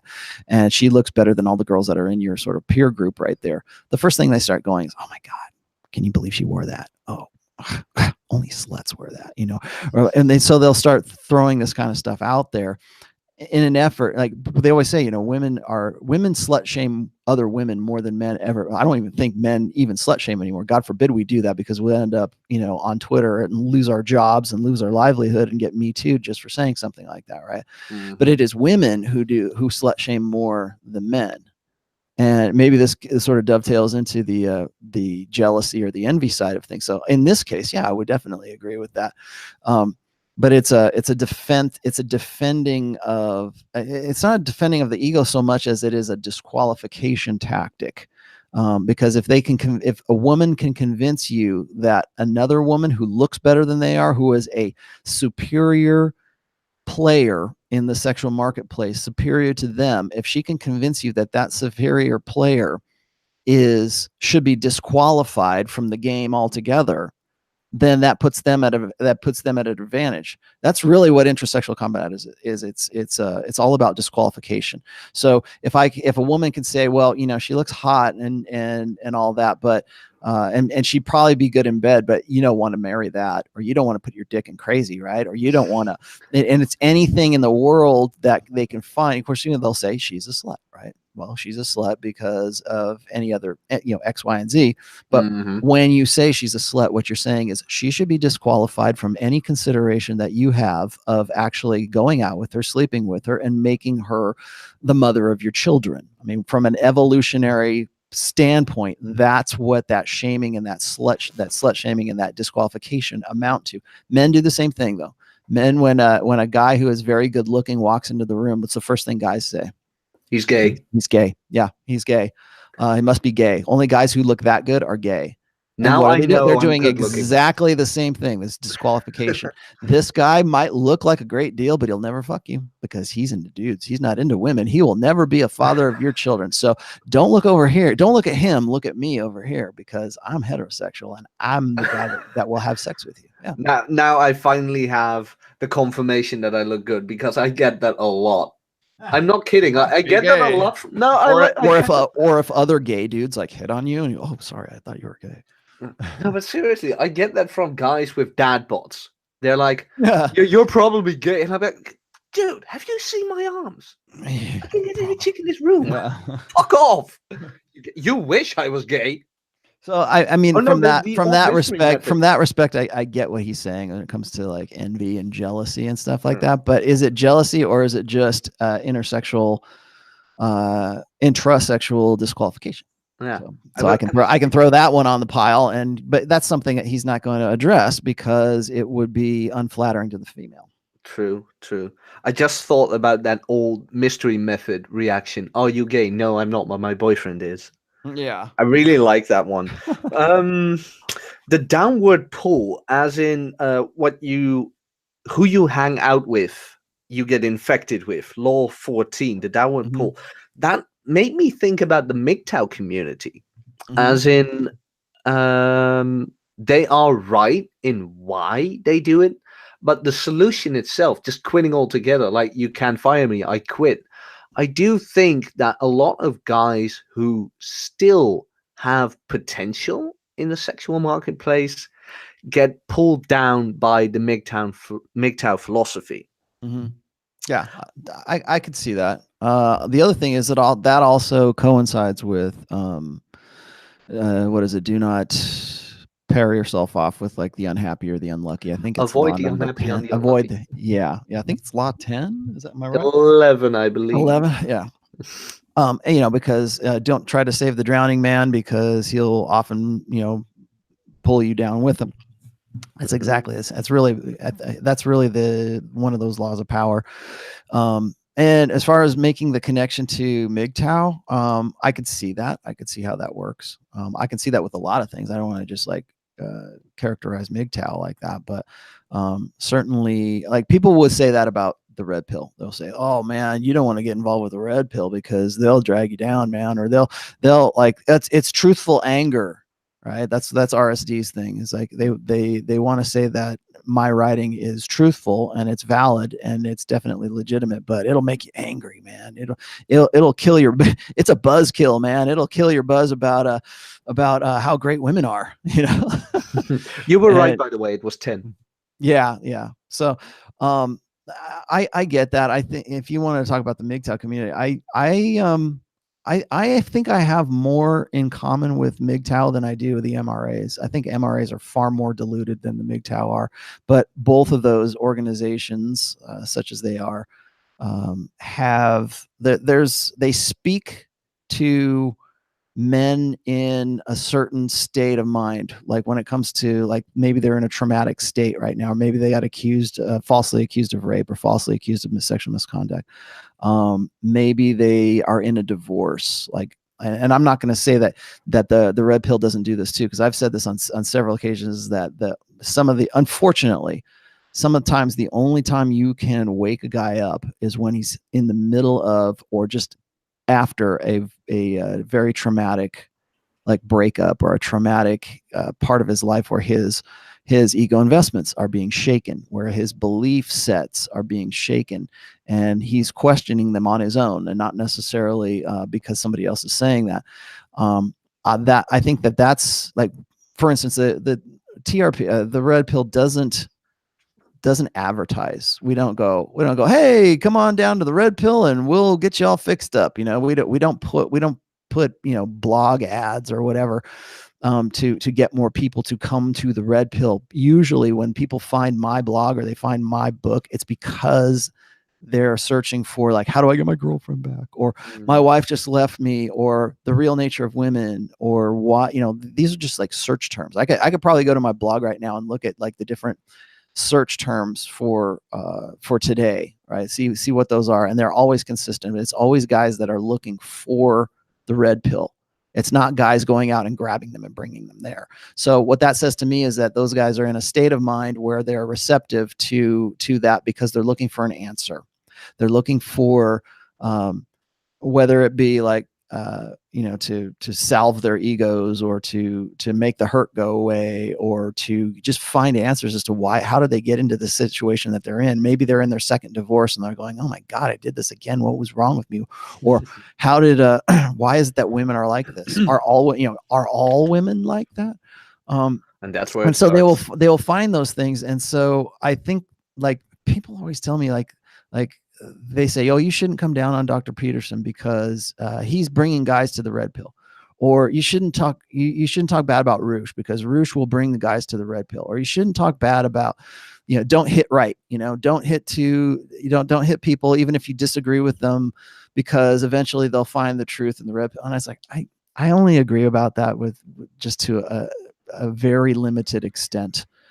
Because I think that what you're saying right there, that law of human nature right there, is maybe you're looking for those answers. And when people are in the MGTOW community saying, go get a doll, or the solution, like I always say this, I say, I love the MGTOW guys. I love where they're at. I understand their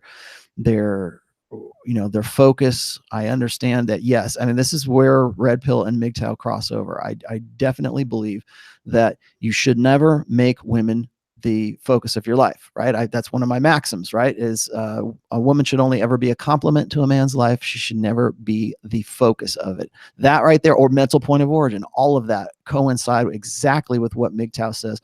Don't use women as your benchmark for your own self-worth. 100% agree. But where I disagree is where the solutions come in, right? Just don't, and this, I don't know, all MGTOWs aren't the same, right? I understand that some MGTOWs actually date and some MGTOWs, are out there. But then what gets me is like, even within the MGTOW community, there's this infighting, right? Like even like there's guys who have sex dolls. Okay. And then there's the guys who say that even if you have a sex doll, that's too much. Like you shouldn't jerk off to porn. You shouldn't have a sex doll. You should just cut women out entirely out of your life and live like a monk or something. Right. So there's that extreme. And then there's the guys who are on the opposite extreme, which is I'm going to live for whoever I'm going to be. And I'm going to be about me from here on out. And if a woman wants to be a part of that, if she wants to be a complement to my life, then she's invited into my life, but I'm not going to marry her. And I'm going to, we're going to keep everything as separated as possible. That those guys I might agree with a whole lot more. Those guys I wouldn't even really necessarily call MGTOW. I would call them red pill, right? But what happens is when guys are hurting and they're looking for answers, and they find the answer of go get a doll, or if they find the answer of Roosh wanting to be the God pill now, right? Or they find the black pill, right? The black pill, which is, according to them, I don't believe in the black. I think black pill is just simply guys who are stuck in the nihilism and the denial phase of unplugging, but they'll get that, right? So should I be critical of that? Should I say that black pill is BS? I think so, because I think that the potential for damage is far more than the potential of good for them actually finding the red pill and rejecting the worst aspects of quote unquote the black pill or the God pill or MGTOW or MRA. I think some are better than others, but I think it kind of just, again, it depends on who we're talking about and when, who we're talking about as being the man seeking that information, and who we're talking about when the guy who is quote unquote giving the answers to. So yeah, I 100% agree with, don't save the drowning man because you'll get pulled down too. But I also have to balance that out with being Rollo Tomassi. I mean, I'm writing because I want to save like dudes who are, suicidal. Yeah. I want to save a guy. I want to prevent. I mean, I'm happy to say I've done this quite regularly, which is I'm glad that I've been able to take the noose from around guys' necks. I'll just throw this out there too. Is like when I was at the 21 convention in October, I had a couple come up to me in the parking lot, and the lady was like just almost in tears, and the guy says, "Hey, are you Rollo Tomassi?" I said, "Yeah." And he says, I wanted to just let you know that we came here just so that we could meet you and so I could shake your hand. And I'm like, "Oh, okay, cool." I've talked to guys who are like suicidal. I figured maybe the dude was suicidal.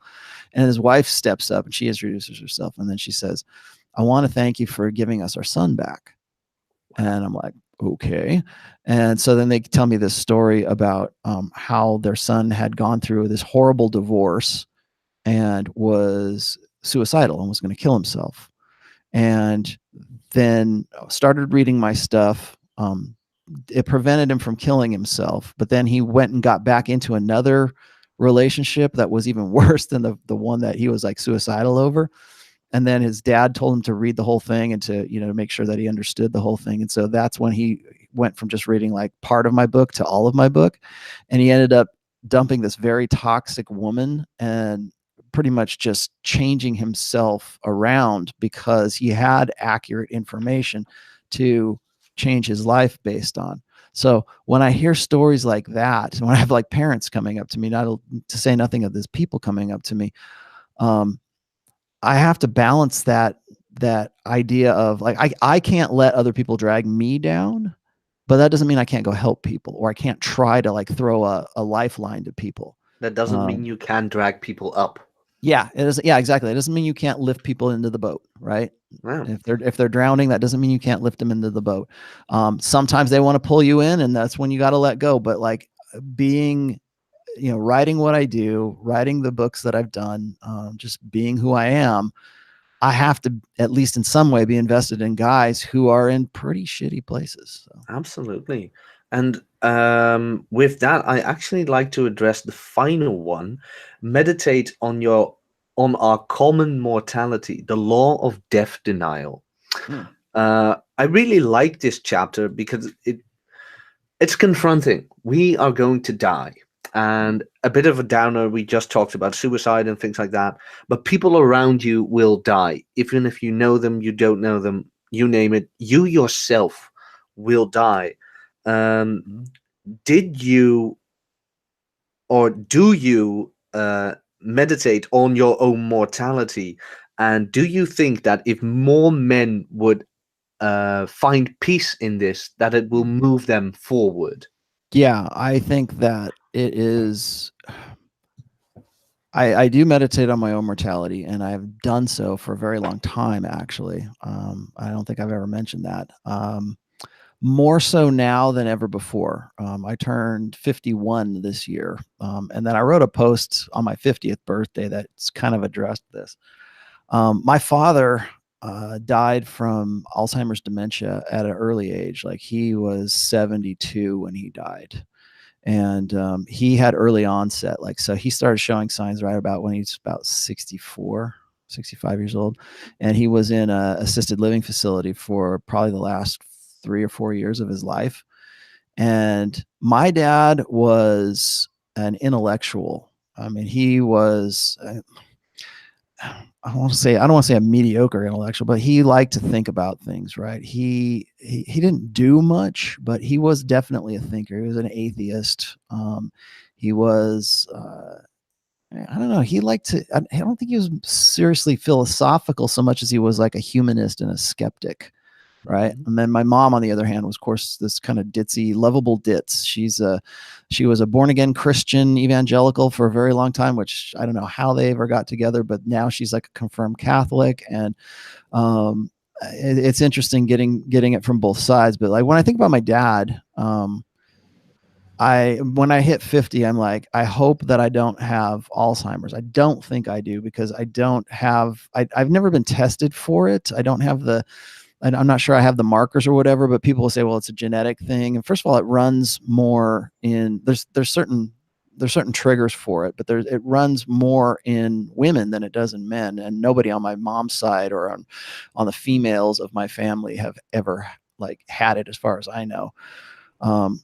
But it kind of put things into perspective, because I'm like, okay, well, what if I do have it? What if I only have 15 more years, right? Say I'm 50 years old. What if I only have, at 65, I start losing my mind, right?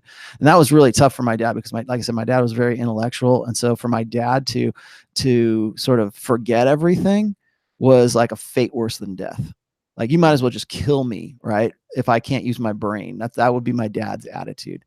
But like, for me, when I think about it, like, I think that, first of all, I'll just preface this as I'm very, very afraid of dying. I don't want to die, even though I'm ready to run. I'll save my snowmobile from exploding. I might die that way, but Stuck in between cliffs yeah, and things stuck in like that. between yeah, exactly. I mean, maybe I'll make stupid, foolish decisions. I definitely don't want to die. And the reason for that is not because I'm necessarily afraid of dying. I'm afraid of dying and not getting enough done, and not having made a more significant dent in the universe than I have. I compare this to like Steve Jobs. Like, when Steve Jobs was diagnosed with cancer and he knew he was going to die, he had the liver transplant, and he did some other things too, to sort of prolong his life. But after a while, I think he just sort of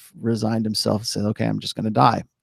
My good friend, the private man, Andrew, died in 2017 from cancer that he'd got in his eye. He's a guy who was a sort of a manosphere regular. Mm-hmm. He died, and I remember being very good friends with him. He was the only red pill guy I have known who has passed away. And so that kind of affected me as well. It's like, what do I want to leave these guys with? What do I want? What do I want to leave my daughter with? What do I want to leave my grandchildren with? I certainly hope that that my books will be read by my grandchildren, by my great grandchildren, whoever. Um, I hope that the sons I never had will also read it as well. So that's kind of like my dent in the universe. But if you look at, like, say, Steve Jobs, like when Steve Jobs found out that he had cancer, that's when he was at his most productive. That's when he's like, holy shit, I'm going to die. I need to get a lot. I need to get this done. I need to get that done. I need to put the iPad out. I got to put the iPhone out. I got to put the iPod out. I got to do all this stuff before I go to the great beyond. And I think that that's really where my own headspace is these days. Is like right now I'm writing the fourth book. What I'm actually, whenever I'm writing a book, I'm always thinking of the book that comes after it. But in this case, I'm like, is this going to be enough? Am I going to have to put a fifth book out in the Rational Male series? Am I just going to leave it at that and I'm going to go write fiction, or I'm going to go do something else? I don't know, but I think I've pretty much left a good dent in the universe with the Rational Male. I do need to go back and re-edit it. I do need to go do it for grammar and, point size and the fonts. I understand that. Please don't hound me anymore. I'm doing it. I'm getting back to it. But I think when it comes to our own mortality, I mean, a lot of people want to say, well, I'm not afraid to die. I don't know. I'm afraid to die. I don't want to die. I enjoy living. I enjoy doing what I do. I enjoy talking to you right now. I enjoy. Thank you. I enjoy snowmobiling. I enjoy fishing. I have so many, I have so many interests and so many ways to enjoy myself. I have more hobbies than most people really understand that I have. But I have so many things that I want to do, but now that I look at like the time I have left, it's like I think I'm putting those more into perspective. What's the most important thing? Because I'm not going to get to all of them. I'm not going to get to finish everything that I want to finish. So what's the most important thing to finish? And so that's what I think I'm thinking about mostly. But I do agree with them. I think, yeah, we all have that sense of mortality, but I think we don't really start having the insight that we need until we get to be a little bit older. Well, of course, you already know my brother-in-law committed suicide at the age of 40. My other brother-in-law, my wife's actual natural brother, died suddenly at 39 years old. And this is when I was living in Florida, and just like one night went to sleep and never woke up, right? Just God called him that day, that night. And that was the end. And so that kind of put things in perspective for me about that. When I think I was in my mid 40s when that happened. And that was interesting to me because we want to talk about post-mortem. Like I wrote that, or actually I've written a couple of posts about this. One of them is called End of Life Issues, and the other one is called Memento Mori, which means, of course, Latin for you will die. Remember, you will die. And I wrote that, I think, after my other brother-in-law, my natural brother-in-law, killed himself or died. And I think it put into perspective, like, even though you might want to get something done or you want to put something off. It was Pablo Picasso was quoted as, never put off anything tomorrow that you can't die without having done it.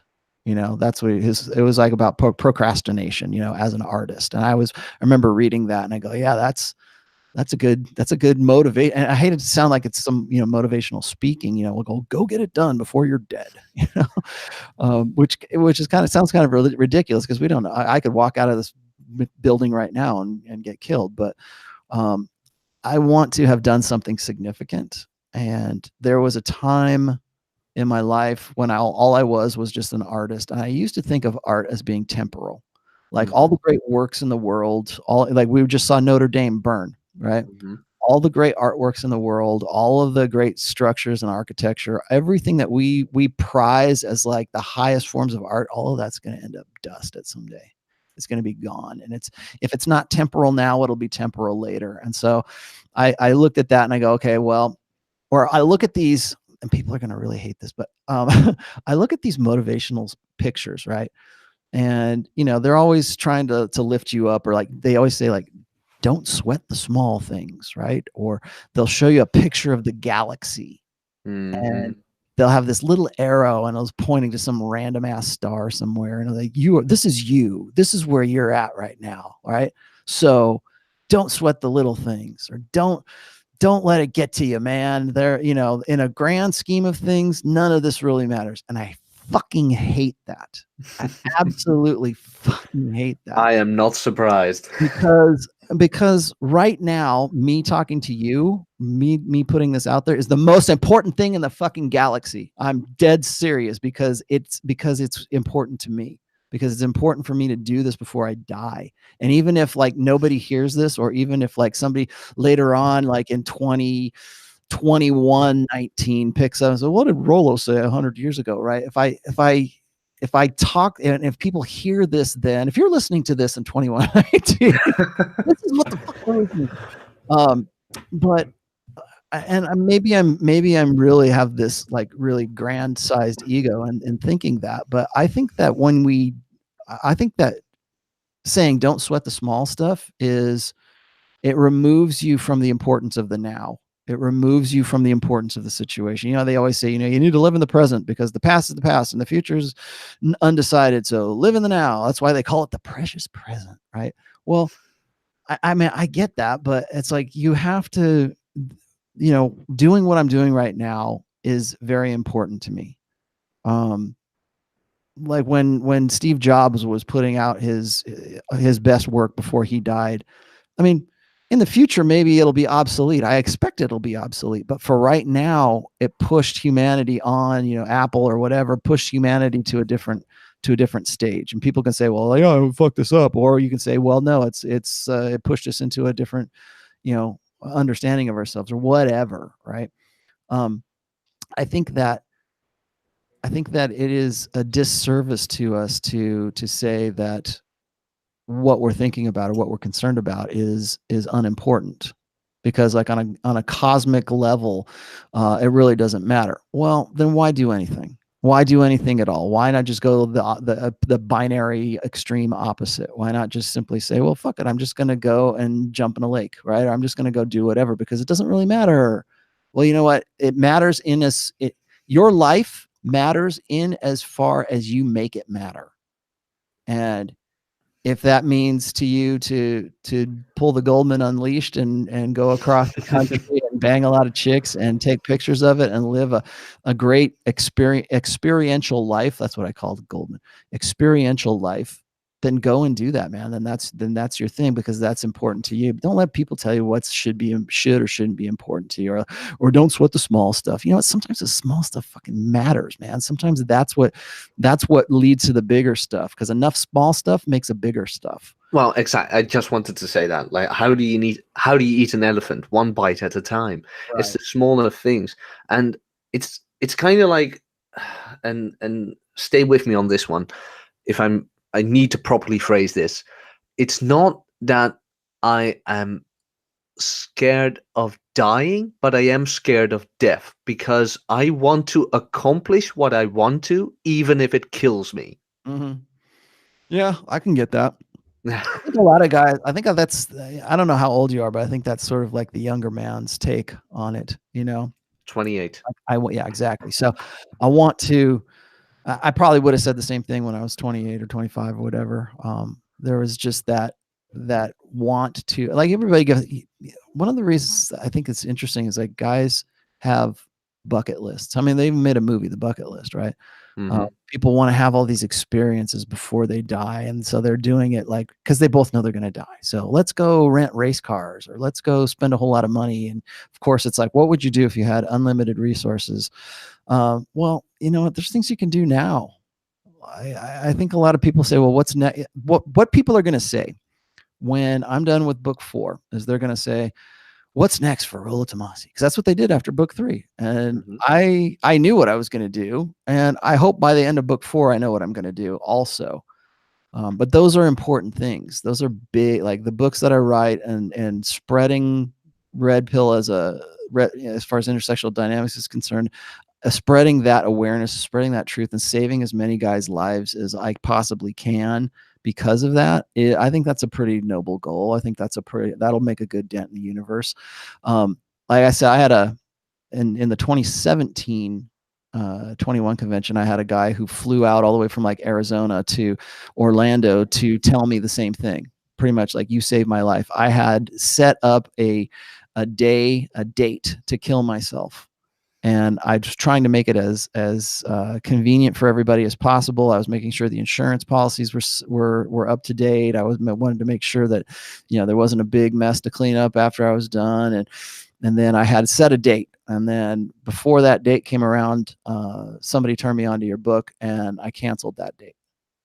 And so that's kind of heavy for somebody like me, because up until that point, I'm not used to having people come up to me. I'm not used to having a lot of people around me as it is, but I'm not used to people coming up to me and going, thank you, all this praise and appreciation. And it's great, but like, I don't know what to do with it. And I still try to process it myself, because I get these really emotional stories, and I have to be careful, because I get emotional too. It's like, gosh, I'm sorry. Thank you. I'm glad I, did something, because it makes me feel better for, the things for the guys who have zeroed out and killed themselves, or guys like my brother-in-law who hung himself. Right. And so when guys tell me that, I know that I'm doing something worthwhile. It's not sitting in a cubicle selling liquor, it's not sitting in my studio, doing something that basically screwing up people's lives by trying to get them to drink more. Right. But I think that by saving guys' lives, that I influence other lives by doing that. So the guy whose life that was saved because he read The Rational Male, that guy's kids still have a dad, and that guy's kids might have a different outlook on life because dad didn't kill himself, or dad read The Rational Male, or dad stopped thinking in one way and started thinking in another way. Or when I wrote Positive Masculinity, and I wrote about being a red pill parent, I wrote that because I knew it would be seditious. I wrote that because I knew that would scare the living hell out of SJWs and anybody who buys into the gynocracy, right? Anybody who buys into the feminine imperative, as like, Robert Greene, unfortunately, buys into I mean, think about that, man. Like, ideology influences so much right now. Yeah, it's been a long march through the institutions. I don't know if because of course. I mean, as far as academics is concerned, but like, think about the I always think about this, and it's sort of like chaos theory, right? Like a butterfly flaps its wings in China, and you get a hurricane in Oklahoma, right? Same thing. Like, people read an idea, and never underestimate the power of an idea, right? It always can change people's minds. You can always change your personality. You can always change the course of your life with an idea. And so now we're getting to a point where those ideas, the war for ideas, is what's going to direct the next phase of human evolution. And I mean that in the most literal sense, because I was just reading this article in China. They have created the first gene-edited children. And from a bioethicist's perspective, that is like the cardinal sin. You're not supposed to do something like that. But of course, the Chinese don't give a rat's ass. They're like, yeah, we'll make, and again, not to go all Alex Jones on you, but they'll be happy to make, human animal hybrids, right? They have already cloned. That's yeah. Well, okay. So here, let's just presume for a minute that something like that is true. We already know that we can gene edit children, but so what's going to happen is, and I've never said this before on any program, what's going to happen is the ideologies that are important today are going to determine whether or not we get to gene edit kids and change our human evolution. The way we think right now and the beliefs that we have will be influential in human evolution.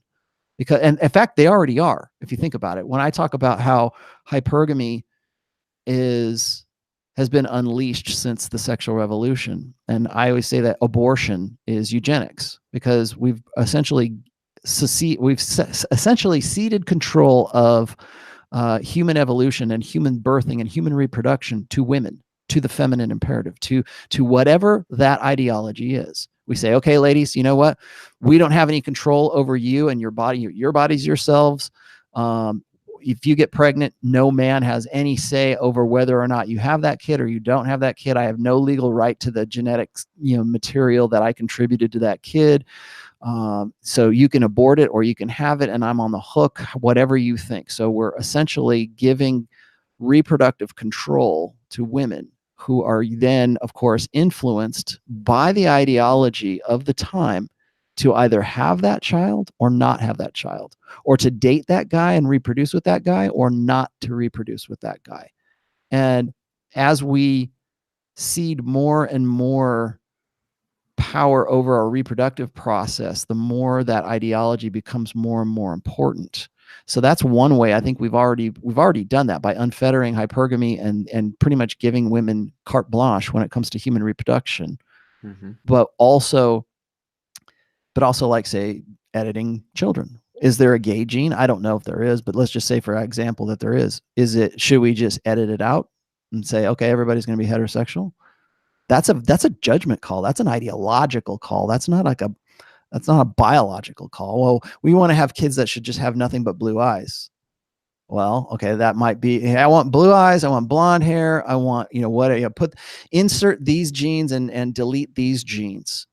Well, is that, am I doing that because that's a great thing, survival wise? I mean, because it's not the environment that is determining what is selected for and what is not. It's our ideology that is now selecting for or against certain biological traits. Now it's great because we can delete genetic flaws like sickle cell anemia or something like that, or whatever. But what it's going to come down to eventually is it's going to be what is ethical and what is not. And so our ideologies right now, or the way we think about gender, the way we think about sex, the way we think about the reproductive process, is going to be, well, I'm probably not using the right term, but it's going to be transhumanist, right? It's like where our brains and our selective consciousness makes the decisions for the next evolutionary phase of humanity.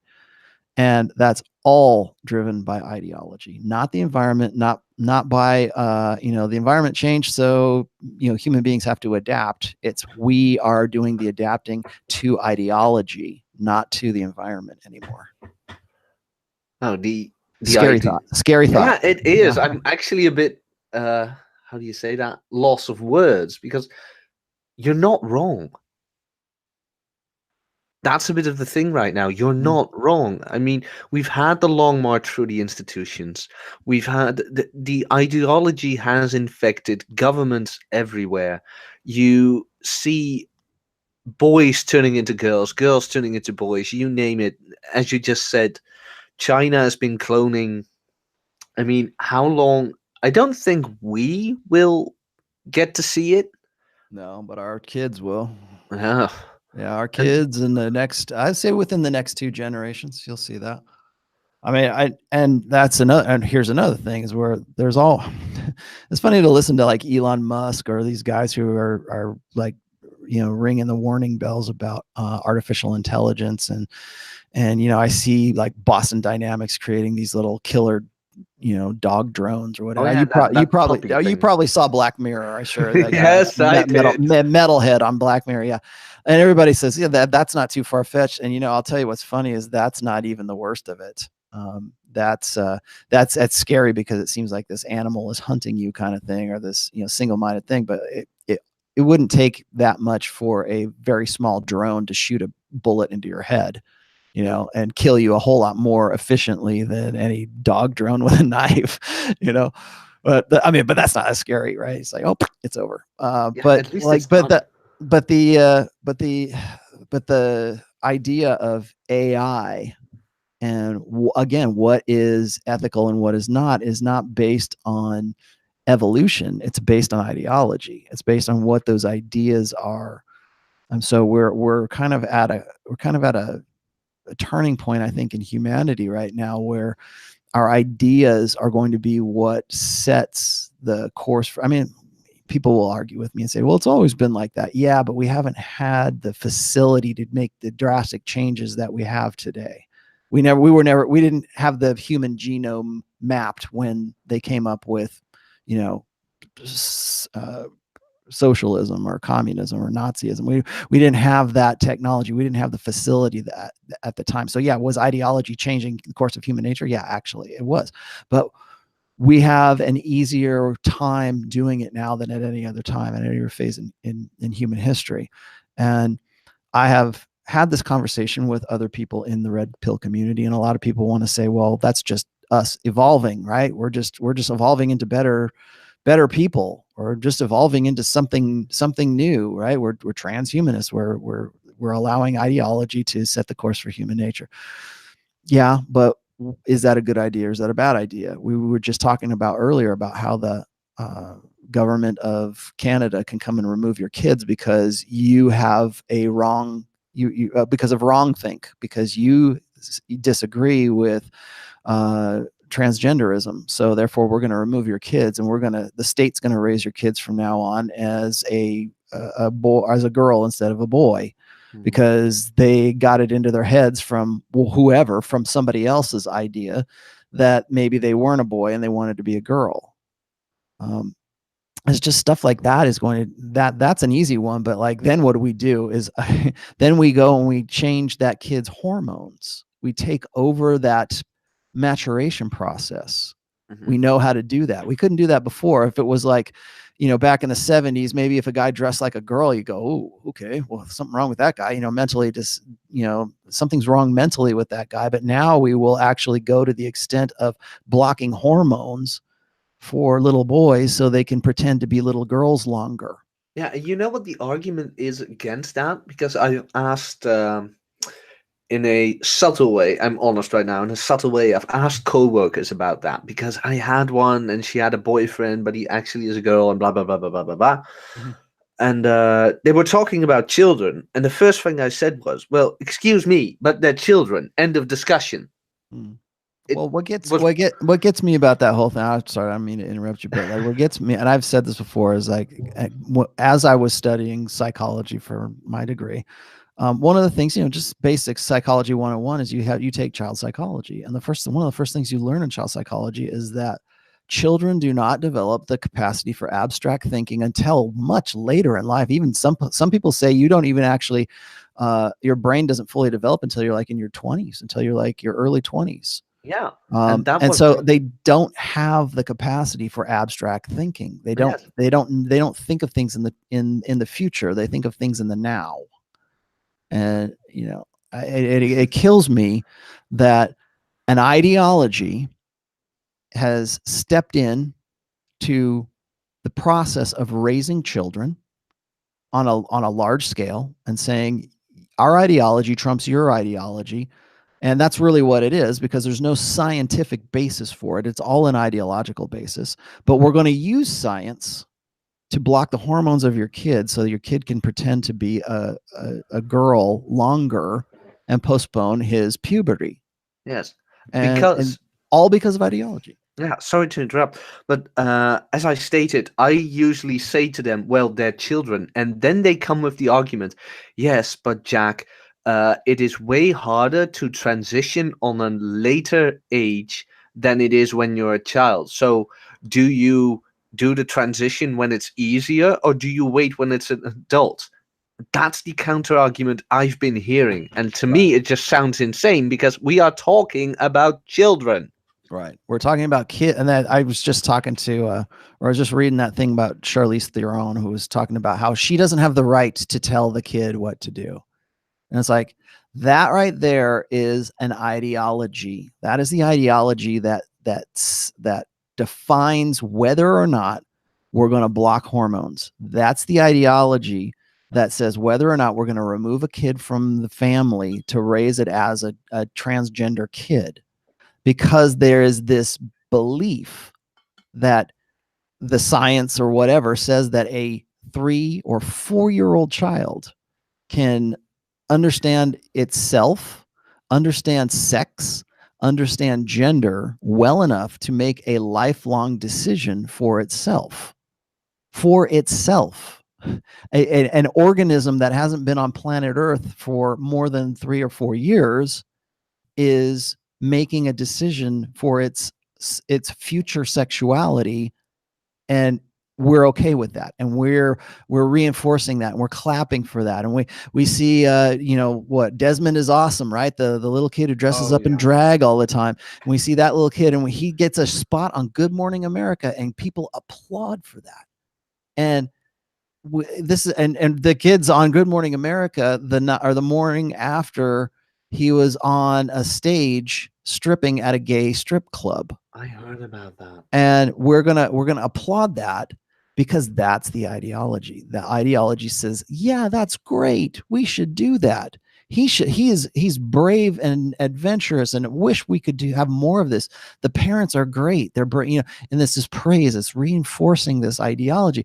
Well, what happens is when that ideology moves to the next level and it finds a easier way to do that, or we accept that as true. That's one of the reasons why I have such a big problem with the blank slate, is because we have accepted that the blank slate is true, even in spite of mounds of forensic evidence that show that it is lie. And that is it's being lied. It shows that it's false. And we'll still stick with that because that's the only way we know how to think. It's the ideology that we know to think. We can see that 43% of children are born out of wedlock right now. We have made it easy for women to become a single mother by choice. Mm-hmm. And we do that because we believe that we should. We believe that should be something that is available to women. Whereas prior to the sexual revolution, that was scandalous for a woman to have a kid out of wedlock, for a woman or for a girl, like a 16-year-old girl, to get pregnant before she's 18. They would put the girl away, and she'd have the kid and put it up for adoption, and because it brought shame on the family, because the idea at the time was that was shameful. But now we don't. And there's latent purposes for why it was thought shameful, right? Because it brings shame on the family. But it's also a burden on society. It's also, it also removes men from the hypergamous equation, which we've effectively pretty much done completely right now. But back then, like when they came out with sperm banks and they came out with fertility clinics, which were ostensibly for couples who couldn't have kids, then the fear at that time, the reason that was scandalous and outrageous, was because they said, well, of course, women are just going to do this electively. And that's exactly what happened, is they started doing it electively, and we've made it. Now we'll freeze eggs. We'll freeze eggs because a woman needs to follow her career path. No, it's because she can't find a guy to marry her. That's why Charlize Theron is 43 years old and saying, I'm ready to be married now. Come on, guys, man up. Nobody wants to deal with that. And she knows nobody wants to deal with that. And nobody wants to deal with her transgender kid either. And you know what? They're right not to do that. They're electing not to do that. But the zeitgeist of the time, I keep using that word, zeitgeist of the time, is that's okay, that this is normal. Like you were talking about the age thing. It's like, what, a kid doesn't have abstract thought. We don't allow a kid to drive a car at 12. Why? Because he doesn't have the skills to do it. He doesn't have the capacity to do it. We don't allow kids of, I don't know what the youngest age, but let's just say 16. We don't allow kids of 16 to consent. They cannot consent to sex with an adult at a particular age, whatever that is. Mm-hmm. Why? Because we don't think that a child can make those kinds of decisions for themselves. We don't say, you know what, you're too immature to deal with the emotions and deal with the feelings and to deal with the fallout that will come from having sex with another kid or another adult, for that matter. And we don't allow them to do that. Well, why do we not do that? Because we as a society have come together and said, you know what, it's pretty messed up to have a kid who is, not ready for pregnancy and is not ready for all this stuff. And it's pretty twisted for a 21-year-old guy to get after it with a 14-year-old girl, or vice versa. And we come together and we say that these are the rules, but we have reasons for those rules. And now we're going to say that a child of 3 or 4 can make a decision for itself, whether or not mommy and daddy want to reinforce that. The premise is that those kids can make that decision for themselves, and they simply cannot do that. If they can't consent to sex at 16, then what makes you think that they know enough about themselves and their body at 4? They don't. But I've said this before, is I think that the next thing you're going to see is you're going to see pederasty or pedophilia normalized. It's going to go from being a mental disorder. It's going to be going from a crime to being something that's like a victim. They're the victim, right? It's a sickness. It's an illness. It already started here. And then it will go to being a sexual preference.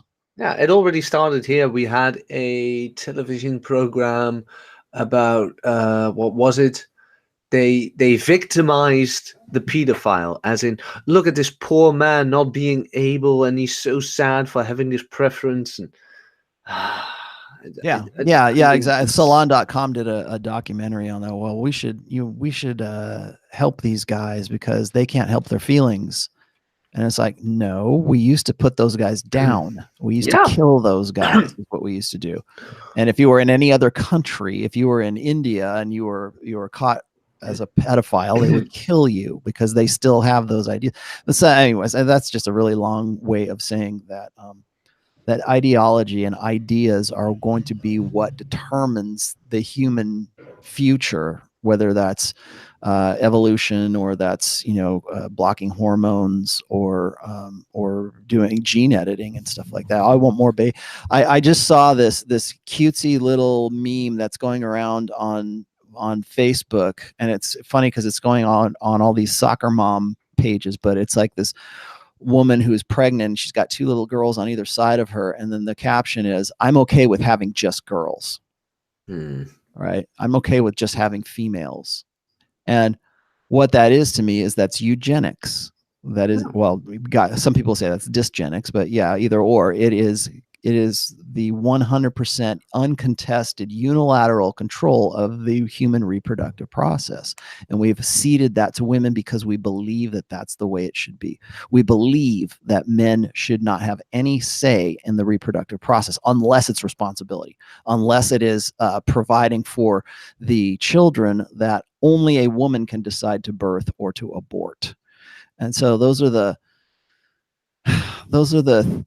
things that I'm thinking about, like as far as the future is concerned. But that's I know this is sort of a long way of getting back to what I was saying before, which is I hope that the red pill, I hope that the manosphere, I hope that the 21 convention, I hope that my books stick around and help form better ideas than the ideas that we have right now. And that's why I said when I was writing book 3, it was such a dangerous idea to raise your kids in a red pill aware mentality, like to be a red pill father, to be a red pill parent.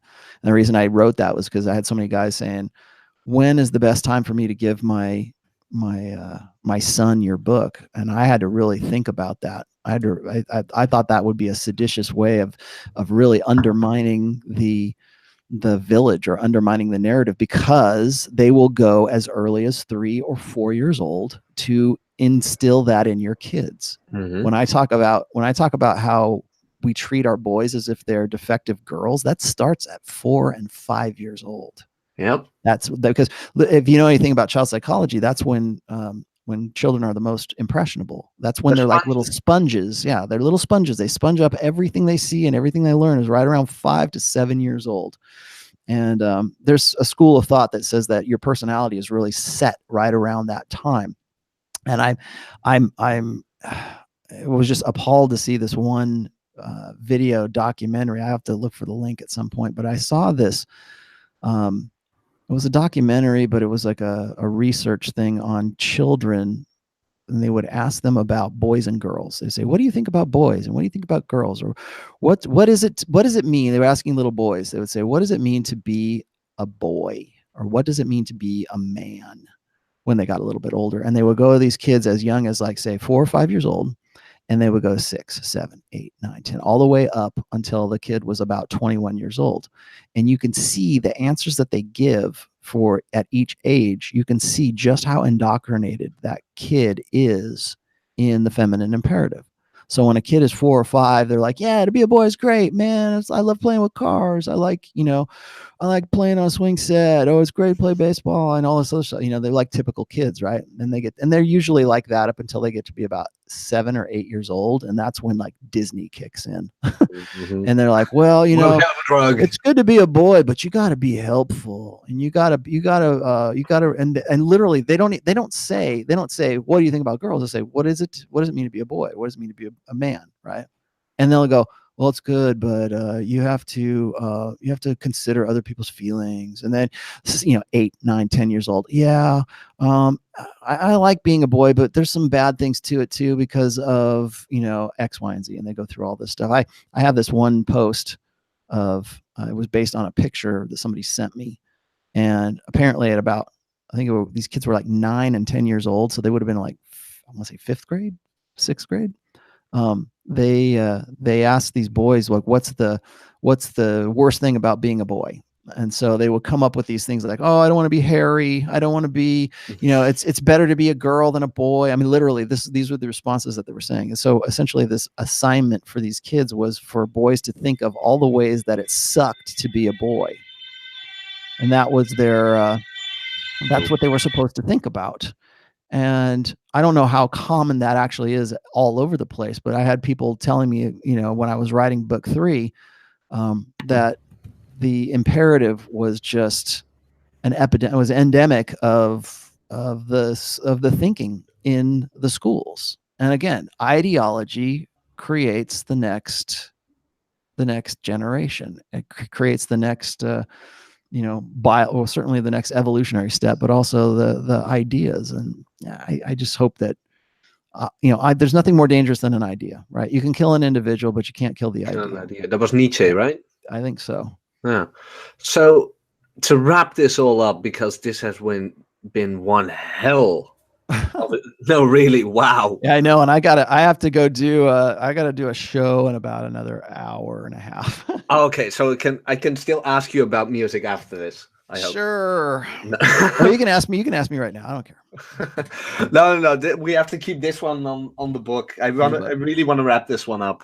Okay. Not because of you or anything, but with everything stated, 3 things. How do we fight back? How do we fight the war of ideas? Do you still recommend the laws of human nature, even though we've been busting Robert Greene's balls a bit? And where can people find you? All right. Well, first of all, gosh, people always ask me, how do we fight back? What's the cure? What's the solution? I really wish I could give you some definitive solution. I think the cure right now, or certainly the best way to counteract this, is to spread red pill awareness, whatever that means to you. To me, it means intersexual dynamics, and that's always what I'm going to cover. I think that the red pill sort of gets bastardized. It gets turned into sort of a loose brand that people want to use as as to legitimize whatever their pet ideology is. It's like, well, I'm red pill because I believe in conservative politics, or I'm tradcon and I'm red pill, or they use the term as a verb. I got red pilled, man. No, I think that red pill needs to be an objective praxeology. It needs to be something it needs to be a loose science, but it still needs to be a science. It needs to be something that we're always open to debate. We're always open to a marketplace of ideas. And I see that closing rapidly in mainstream society when it comes to freedom of speech, when it comes to just having a discussion about things that contradict other people's ego investments. But my suggestion to fight that is to don't be afraid to be controversial. Don't be afraid to put your thoughts and ideas out there, because usually that's the only way you're going to get them. One thing about internet society, one thing that the internet has brought to us is brought us this great capacity to communicate with one another. And in one sense, that's fantastic, particularly because it can help you spread ideas in the battle of ideas, but it also locks you into certain ways of thinking. You think that there's only one way to do something, we're constantly distracted. We're constantly kept in check by debt, or by our thinking, or by our jobs, or by our academics. Like my daughter is going to be a senior coming up next year, and she's a journalism major, which should explain to you just how indoctrinated that whole thing is. And fortunately, she's my daughter, so we have these discussions, but that doesn't mean everybody is. And I think discussing things and doing so in as rational a way as possible, even with the irrational, it needs to be a priority. The conversation needs to be had. How that happens or how people do that, I don't know. But I think that there needs to be a counter flow. That's the name of my studio. Counter flow to nice. To the zeitgeist, to what's going on right now, and how we go about doing that, whether that's in video or that's in using our own platforms.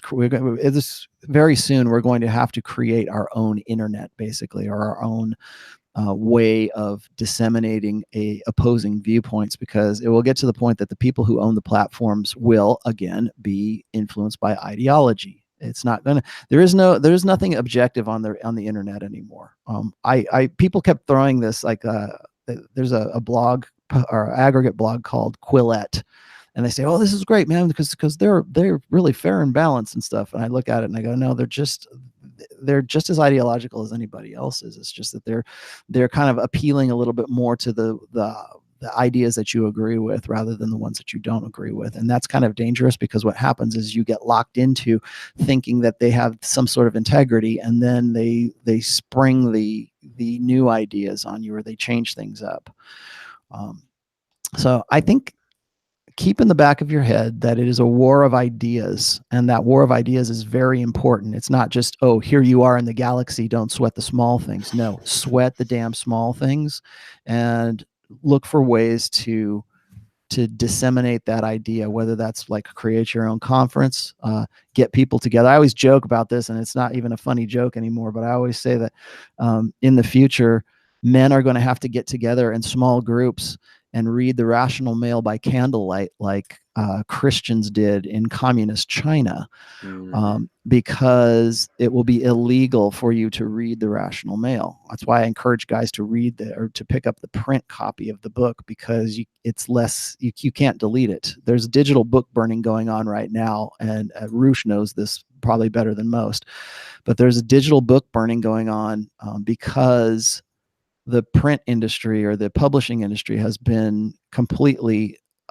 swept away by Amazon, and like soon to be Google. Google is going to get their own print on demand thing going too. They want a piece of that pie, but you're relying on a platform of people whose ideas are probably counter to your own. So we need to create our own platforms. That right there. You want something to do? That's what you do. You create that. You want to make a lot of money? Create the next platform that is dedicated to the counter flow. You create a platform, whether that's publishing, or that's a video platform, or that's a blogging platform. I'm dead certain that all of the things that we take for granted right now, whether that's like WordPress, or it's maybe I don't want to pick on WordPress, because there's other, like Blogger, there's other places too, but any of those like free blogging sites or forums that are dependent on ISPs that have a different ideology. Google for sure, YouTube for sure, Vimeo for sure. Vimeo is already openly declared that they will not host any PUA material on their site. That is in writing. That's what they said to Good Looking Loser. So you've got that coming, and you can say, oh my God, what are we going to do? Or you can say, you know what, we're going to create our own video site. Like PewDiePie, by the way, has just decided to take his live stream over to DLive. Oh, yeah, and that is a big kick in the teeth to Google, because Google owns YouTube, right? Yep. And so now that was a scandalous kind of thing, because he's moved over to a fledgling platform, but he's doing so because he's going to bring his audience over there for sure, and build that up, because he sees that as something that is necessary. And I think that the more we can come up with new platforms, I think that if there's a direct thing that we need to do, I think that's it. What else did you ask me? You said, where can you find me? No, even if you still recommend the book, The Laws do of I Human still recommend the book? Yeah, I do. Only because I like Robert Greene. I think there's still some value in it. If nothing else, read it and compare it to a book like 48 Laws of Power, like we have been. Compare it to Mastery, which I think are his two strongest books. I don't think this is the strongest book he's ever written. I think he was trying to make this his magnum opus, but I don't think that's always going to be 48 Laws of Power. There's just And there's a no lot getting of around it. returning information in this. Yeah, and writers will do that. I hope that I don't. That's one of the reasons I wanted to write about religion for my fourth book, because it's something I haven't really dug into, and I think it's really necessary for us to talk about in the Red Pill.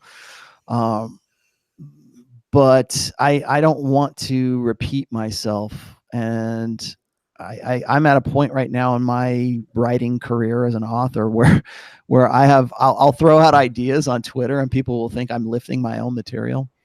They'll say, "Hey man, you didn't say that. Rollo Tomassi said that." I'm like, dude, okay. But so I do think it's still worth reading, but take it with a grain of salt, and also realize that he's writing from a gynocentric perspective in this one. And I think you can still get some value out of it. I wouldn't say don't read it. It's still a good book, but I think people will find more value in 48 Laws of Power or Mastery than this one. And then you can find me at therationalmail.com. It's my blog. That's where I am the most active. That's where you find me all the time. You can also find me on Twitter. I am Rollo Tomassi at Rational Mail. That is my Twitter. And then you can also find all three of my books on Amazon. And if you just type in The Rational Mail into the search engine, you'll find all three of my books. I have The Rational Mail, which is the I think most important. It's the rule book, and then there's the supplements to the rule book, which is my second book, which is preventive medicine, and then there is my third book, which is positive masculinity, and soon there will be my fourth book called Religion. I hope to do a show on that one with you, actually.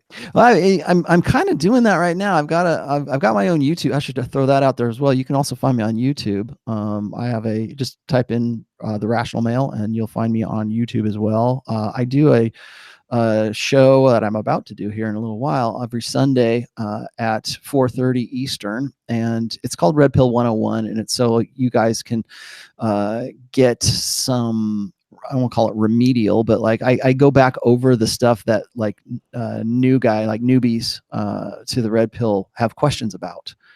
So if you have a question about something that's in my first book, feel free to just ask me in the comment section there, or email me and let me know what you would like me to cover. That's one thing. But the other thing I also do is I also kind of do an interview kind of thing with people who I find interesting in the manosphere. And I also do a show called The Red Pill and Religion.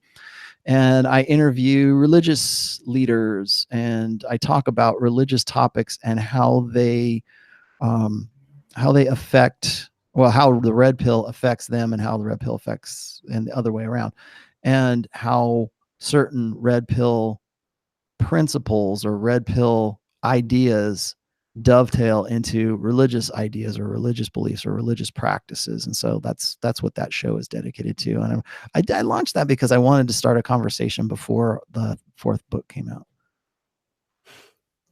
Which is, wow. This was really great. And it's, I can imagine you wanted to do that show before the book came out. So it's like, it's a pre-taste of what's to come. Last Wednesday I had a rabbi on, and I saw that. Orthodox rabbi. Yeah. That was really awesome, by the way. All the links to Rollo's channel will be in the description. Please leave a like, a comment, and subscribe. It really helps the channel out for me to make more of these episodes, which I really enjoy doing. Rollo, thank you so much for doing this. It's been my pleasure. I will talk to you soon.